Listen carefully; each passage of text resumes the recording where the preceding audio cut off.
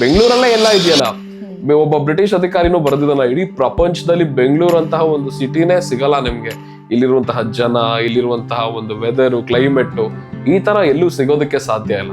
ಈ ಹಿಂದುತ್ವದ ನಿಜವಾದ ಐಕನ್ ಆಗ್ಬೇಕಾಗಿರೋದು ಇಮ್ಮಡಿ ಪುಲಿಕೇಶಿ ಮಹಾರಾಜರು. ಯಾಕಂದ್ರೆ 6ನೇ ಶತಮಾನದಲ್ಲಿ ಭರತ ಖಂಡದಲ್ಲಿ ಮೊಟ್ಟ ಮೊದಲ ಬಾರಿಗೆ ಅರಬ್ ಅಂದ್ರೆ ಮುಸ್ಲಿಮರ ದಾಳಿಯನ್ನ ತಡೆದಿದ್ದು ಇಮ್ಮಡಿ ಪುಲಿಕೇಶಿ ಮಹಾರಾಜರು. ಅವರು ಇಲ್ಲಿಂದ ಬಾದಾಮಿಯಿಂದ ಕೂತು ಇರಾನ್, ಇರಾಕ್, ಅಫ್ಘಾನಿಸ್ತಾನ್ ಆಳ್ವಿಕೆ ಮಾಡಿದ್ರು ಅಂದ್ರೆ ಏನೋ ಚಿಕ್ಕ ವಿಷಯ ಅಲ್ಲ ಅದು. ಸೊ ಹಿಂದೂಗಳು ಒಗ್ಗಟ್ಟಾಗಬೇಕು ಅಂತ ನಮ್ ಕನ್ನಡದವ್ರಿಗೆ ಹೇಳೋದಲ್ಲ. ಹಿಂದೂ ಮರಾಠಿಗಳಿಗೆ ಹೇಳಿ, ಹಿಂದೂ ತೆಲುಗುವ್ರಿಗೆ ಹೇಳಿ, ಹಿಂದೂ ತಮಿಳವ್ರಿಗೆ ಹೇಳಿ, ಹಿಂದೂ ಮಲಯಾಳಿಗಳಿಗೆ ಹೇಳಿ. ಕನ್ನಡಿಗರಿಗೆ ಗೊತ್ತಿದೆ, ಕನ್ನಡಿಗರಿಗೇನೋ ಬೇರೆಯವರಿಂದ ಹೇಳೋ ಅವಶ್ಯಕತೆ ಇಲ್ಲ. ಹರಸಿದರು ಮುನಿಗಳು, ಗಳಿಸಿದರು ಕವಿಗಳು, ನೆತ್ತರದಿ ನೆಚ್ಚಿನ ಮೆಚ್ಚಿನ ಸಾಮ್ರಾಜ್ಯವ ಹಾಡಿದರು ಕವಿಗಳು, ಕರಗಿದವು ಶಿಲೆಗಳು, ತುಂಬಿದರು ಎದೆಯಲ್ಲಿ ಸಿರಿಗನ್ನಡ ಅಭಿಮಾನವ. ಕನ್ನಡ ರೋಮಾಂಚನವೇ ಕನ್ನಡ, ಆಡಿಸು ಕೇಳಿಸು ಪ್ರೀತಿಸು ಈ ಕನ್ನಡ ಮಣ್ಣನ್ನು ಮರಿಬೇಡ ಓ ಅಭಿಮಾನಿ, ಓ ಅಭಿಮಾನಿ. ಈ ಮಣ್ಣಿನ ಹೆಣ್ಣನ್ನು ಜರಿಬೇಡ ಓ ಅಭಿಮಾನಿ, ಓ ಅಭಿಮಾನಿ.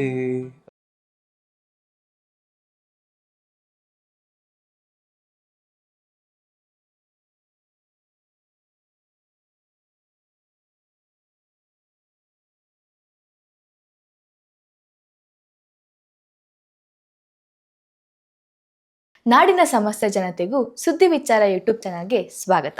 ನಾನು ನಿಮ್ಮ ರಾಣಿ ಶೆಟ್ಟಿ. ಇವತ್ತಿನ ವೀಕೆಂಡ್ ವಿಚಾರ ಪಾಡ್ಕಾಸ್ಟಲ್ಲಿ ಮತ್ತೊಬ್ಬ ಸ್ಪೆಷಲ್ ವ್ಯಕ್ತಿ ಇದ್ದಾರೆ. ಇವರು ಕನ್ನಡಿಗರಿಗೆ ಅಥವಾ ಕನ್ನಡಕ್ಕೆ ಎಲ್ಲ ಅವಮಾನ ಆದರೂ ಸಾಮಾಜಿಕ ಜಾಲತಾಣದಲ್ಲಿ ಮೊದಲು ಧ್ವನಿ ಎತ್ತುವ ವ್ಯಕ್ತಿ. ಸುಮಾರು 5 ವರ್ಷಗಳಿಂದ ವಿಡಿಯೋ ಮಾಡುತ್ತಾ ತಮ್ಮ ಧ್ವನಿಯಿಂದನೇ ಕನ್ನಡಿಗರ ಮನಸ್ಸು ಗೆದ್ದ ನನ್ನ ಮಿನಿ ರೇಡಿಯೋ ಹರೀಶ್ ಕನ್ನಡಿಗ ಇವರಿಗೆ ಸ್ವಾಗತ. ನಮಸ್ಕಾರ ಸರ್. ಸರ್, ನಿಮ್ಮ ಬಗ್ಗೆ ಒಂದು ಕಿರು ಪರಿಚಯ ಹೇಳ್ಬೋದಾ? ಖಂಡಿತ. ನನ್ನ ಹೆಸರು ಹರೀಶ್ ಅಂತ. ಸೊ ನನ್ನ ಧ್ವನಿನ ಸಾಕಷ್ಟು ಕನ್ನಡಿಗರು ಕೇಳ್ತಾನೆ ಇದ್ದಾರೆ. ಕನ್ನಡದ ವಿಚಾರಗಳು ಏನೇ ಬಂದರು ಸುಮಾರು ಒಂದು 5 ವರ್ಷಗಳಿಂದ. ಸೊ ಕನ್ನಡಕ್ಕೆ ನೀವು ಹೇಳಿದಂಗೆ ಕನ್ನಡಕ್ಕೆ ಅಥವಾ ಕನ್ನಡಿಗರಿಗೆ ಅಥವಾ ಪರಿಸರ ವಿಚಾರನೇ ಆಗಿರ್ಬೋದು, ಅಥವಾ ಯುವಕರು ಎಲ್ಲಾದರೂ ಹಾದಿ ತಪ್ತಿದ್ರೆ, ಅಥವಾ ಇವತ್ತಿನ ಪೀಳಿಗೆ ಬಗ್ಗೆ ಏನೇ ಒಂದು ಅನ್ಯಾಯ ನಡೀತಿದ್ರು ಕೂಡ ಅದ್ರ ಬಗ್ಗೆ ವಿಡಿಯೋ ಮಾಡ್ತಾ ಇಲ್ಲಿವರೆಗೂ ಬಂದಿದ್ದೀನಿ. ಸರ್, ನಿಮ್ಮದು ಇನ್ಸ್ಟಾಗ್ರಾಮ್ ಹ್ಯಾಂಡಲ್ ಅಲ್ಲಿ ನನ್ನ ಮಿನಿ ರೇಡಿಯೋ ಅಂತ ಇದೆ. ಹೌದು. ಈ ಹೆಸರಿನ ಹಿಂದಿನ ಕತೆ ಅಥವಾ ಈ ಹೆಸರು ಹೇಗ್ ಬಂತು ಅಂತ ಹೇಳ್ಬೋದಾ? ಖಂಡಿತ. ಅಂದ್ರೆ ನಾನು ತುಂಬಾನೇ ಕಾಲೇಜಿಂದ ಸ್ಕೂಲಿಂದನೂ ತುಂಬಾ ಜನ ನನಗೆ ಹರೀಶ್ ನಿಮ್ಗೆ ಒಳ್ಳೆ ವಾಯ್ಸ್ ಇದೆ, ರೇಡಿಯೋ ಜಾಕಿ ಆಗಿ ಅಂತ ಹೇಳ್ತಿದ್ರು. ನಾನು 2016 ಶಿಶಾದ್ರಿಪುರ ಮೇನ್ ಕಾಲೇಜಲ್ಲಿ ಡ್ರಾಪ್ ಔಟ್ ಆಗ್ತೇನೆ BCom ಇಂದ. ನನಗೆ ಇಲ್ಲ, ಇದೆಲ್ಲ ನಮ್ಗೆ ಸೆಟ್ ಆಗಲ್ಲ. ಏನೇ ಇದ್ರು ಜನ ಹೇಳ್ತಿದ್ರು ನಂಗೆ ಚಿಕ್ಕ ವಯಸ್ಸಿಂದ ಸುತ್ತಮುತ್ತ ಇರೋರು RJ ಆಗ್ತೀಯ ನೀನು ಅಂತ. ನಾನು ಹೋಗ್ಬಿಟ್ಟು ಹಂಗೆ ರೇಡಿಯೋ ಸ್ಟೇಷನ್ಸ್ ಅಲ್ಲೆಲ್ಲ ತುಂಬಾನೇ ಪ್ರಯತ್ನ ಪಟ್ಟೆ, ಎಲ್ಲೂ ಕೂಡ ಆಗ್ಲಿಲ್ಲ. ಸೊ ಅದಾದ್ಮೇಲೆ ಹೀಗೆ ಒಂದು 2016, 17, 18, 19 ತುಂಬಾನೇ ಪ್ರಯತ್ನ ಪಟ್ಟೆ. ಅದಾದ್ಮೇಲೆ ಎಲ್ಲೋ ಒಂದ್ ಕಡೆ ನನಗೆ ನಿರಾಸೆ ಆಗಿ, ಏನಕ್ಕೆ ಇಷ್ಟೊಂದು ಇವಾಗ ಒಂದು ರೇಡಿಯೋ ಜಾಕಿ ಆಗ್ಬೇಕಂದ್ರೆ ಬೇಕಾಗಿರೋದು ಒಂದು ಒಳ್ಳೆ ಧ್ವನಿ, ವಿಷಯಗಳು ಗೊತ್ತಿರ್ಬೇಕು, ಮಾತಾಡ್ಬೇಕು. ಇಂಥ ಒಂದು ಟ್ಯಾಲೆಂಟ್ ಇದ್ರೂ ಕೂಡ ಸಿಗ್ತಾ ಇಲ್ವಲ್ಲ. ಸೊ ನಾನು ನಿರಾಸೆಗೊಳ್ದೆ. ಆಯ್ತು ಸರಿ ಅಂತ ಯೂಟ್ಯೂಬ್ ಅಲ್ಲಿ ಶುರು ಮಾಡಿದೆ. ಸೊ ಅಂದ್ರೆ ಒಂದು ಜನ ಯಾವಾಗ್ಲೂ ಒಂದು ರೇಡಿಯೋ ಮುಖಾಂತರ ಕೇಳ್ತಾರಲ್ವಾ, ರೇಡಿಯೋ ಜಾಕಿಗಳು ಮಾತಾಡೋದು. ಸೊ ನನಗೆ ರೇಡಿಯೋದಲ್ಲಿ ಇಂಟ್ರೆಸ್ಟ್ ಇರೋದ್ರಿಂದ ಆಯ್ತು, ಒಂದು ಸೋಷಿಯಲ್ ಮೀಡಿಯಾದಲ್ಲಿ ಒಂದು ಚಿಕ್ಕದಾಗಿ ನನ್ನ ಮಿನಿ ರೇಡಿಯೋ ಅಂತ ಶುರು ಮಾಡೋಣ ಅಂತ ಮಾಡಿದೆ. ಆದ್ರೆ ಅವಾಗ ಜನಕ್ಕೆ ಅದು ಕ್ಯಾಚಿ ಅಂತ ಅನಿಸ್ತಿರ್ಲಿಲ್ಲ. ನನ್ ಮಿನಿ ರೇಡಿಯೋ ಅಂತ ಮಾಡಿದಾಗ ಏನಿದು, ಎಲ್ಲಾರು ಕೇಳೋರು ಏನಿದು ನಂದಿನಿ ರೇಡಿಯೋನಾ ಏನಿದು ಅಂತ ಕೇಳೋರು ನಂಗೆ. ಅವಾಗ ನಾನು ಇಲ್ಲ, ಇದು ಒಂದಲ್ಲ ಒಂದಿನ ನಾನು ಈ ಹೆಸರು ಕೇಳಿ ಮಿನಿ ರೇಡಿಯೋನೇ ಒಂದು ಬ್ರ್ಯಾಂಡ್ ಆಗತ್ತೆ ಅಂತ ತಲೆಯಲ್ಲಿ ಇಟ್ಕೊಂಡಿದ್ದೆ. ಆದ್ರೆ ಈಗ ಹೇಗಾಗಿದೆ ಅಂದ್ರೆ, ನಾನು ಮುಂಚೆ ಅದು ಶುರು ಮಾಡಿದಾಗ ಕನ್ನಡಕ್ಕೋಸ್ಕರ ಶುರು ಮಾಡಿರ್ಲಿಲ್ಲ. ನಾನು ಒಬ್ಬ RJ ಆಗಿ ಇವಾಗ ಸಹಜವಾಗಿ ನೀವು ರೇಡಿಯೋ ಸ್ಟೇಷನ್ ಕೇಳಿದಾಗ ಅಲ್ಲಿ ಮಾತಾಡುವಂತಹ ಒಂದಿಷ್ಟು ವಿಷಯಗಳು, ಮತ್ತೆ ನನ್ನ ಜೀವನದಲ್ಲಿ ನಾನೇನಂದ್ರೆ ಸುಮಾರು ಜನ ಬ್ರೇಕಪ್ ಆಗಿರ್ಬೋದು, ಅಥವಾ ಅವ್ರಿಗೆ ಮೋಟಿವೇಟ್ ಮಾಡೋ ತರಾನು, ಅಥವಾ ಇವಾಗ ನಾವು ವಿಡಿಯೋ ಪಾಡ್ಕಾಸ್ಟ್ ಮಾಡ್ತಾ ಇದೀವಿ, ಅವಾಗ ನಾನು ಆಡಿಯೋ ಪಾಡ್ಕಾಸ್ಟ್ ಎಲ್ಲ ಶುರು ಮಾಡಿದ್ದೆ ನನ್ನ ಮಿನಿ ರೇಡಿಯೋ ಯೂಟ್ಯೂಬ್ ಅಲ್ಲಿ. ಸೊ ಅದಾದ್ಮೇಲೆ ಹಂಗೆ ಹೋಗ್ತಾ ಇನ್ಸ್ಟಾಗ್ರಾಮ್ ಅಲ್ಲಿ ಶುರು ಮಾಡಿದೆ. ಇನ್ಸ್ಟಾಗ್ರಾಮ್ ಅಲ್ಲಿ ಶುರು ಮಾಡಿದ್ಮೇಲೆ ಹೀಗೆ ಒಂದ್ 2-3 ತಿಂಗಳಾದ್ಮೇಲೆ ಕನ್ನಡದ ಒಂದು ಇಶ್ಯೂ ನೋಡ್ತೀನಿ. ಇಶ್ಯೂ ನೋಡಿದಾಗ ನಾನು ಅದ್ರ ಬಗ್ಗೆ ವಿಡಿಯೋ ಮಾಡ್ತೇನೆ. ಆಮೇಲೆ ನನ್ಗೆ ಅನ್ಸಿದ್ದೇನಂದ್ರೆ, ಇಷ್ಟು ಯೂಟ್ಯೂಬ್ ಇದೆ, ಇನ್ಸ್ಟಾಗ್ರಾಮ್ ಇದೆ, ಫೇಸ್ಬುಕ್ ಇದೆ, ಆದ್ರೆ ಜಾಸ್ತಿ ಜನ ಯಾಕೆ ಕನ್ನಡ ಇಶ್ಯೂ ಆದಿದ ತಕ್ಷಣ ಮಾತಾಡಲ್ಲ? ಯಾಕಂದ್ರೆ ಅಲ್ಲಿವರೆಗೂ ನನಗೆ ಸ್ವಲ್ಪ ಕನ್ನಡ ಅಭಿಮಾನ ಅನ್ನೋದಿತ್ತು. ಕನ್ನಡ ಅಂತ ಯಾರಾದ್ರೂ ಹೇಳಿದ್ರೆ ಕನ್ನಡ ಅಂತ ಸರಿ ಮಾಡ್ತಿದ್ದೆ.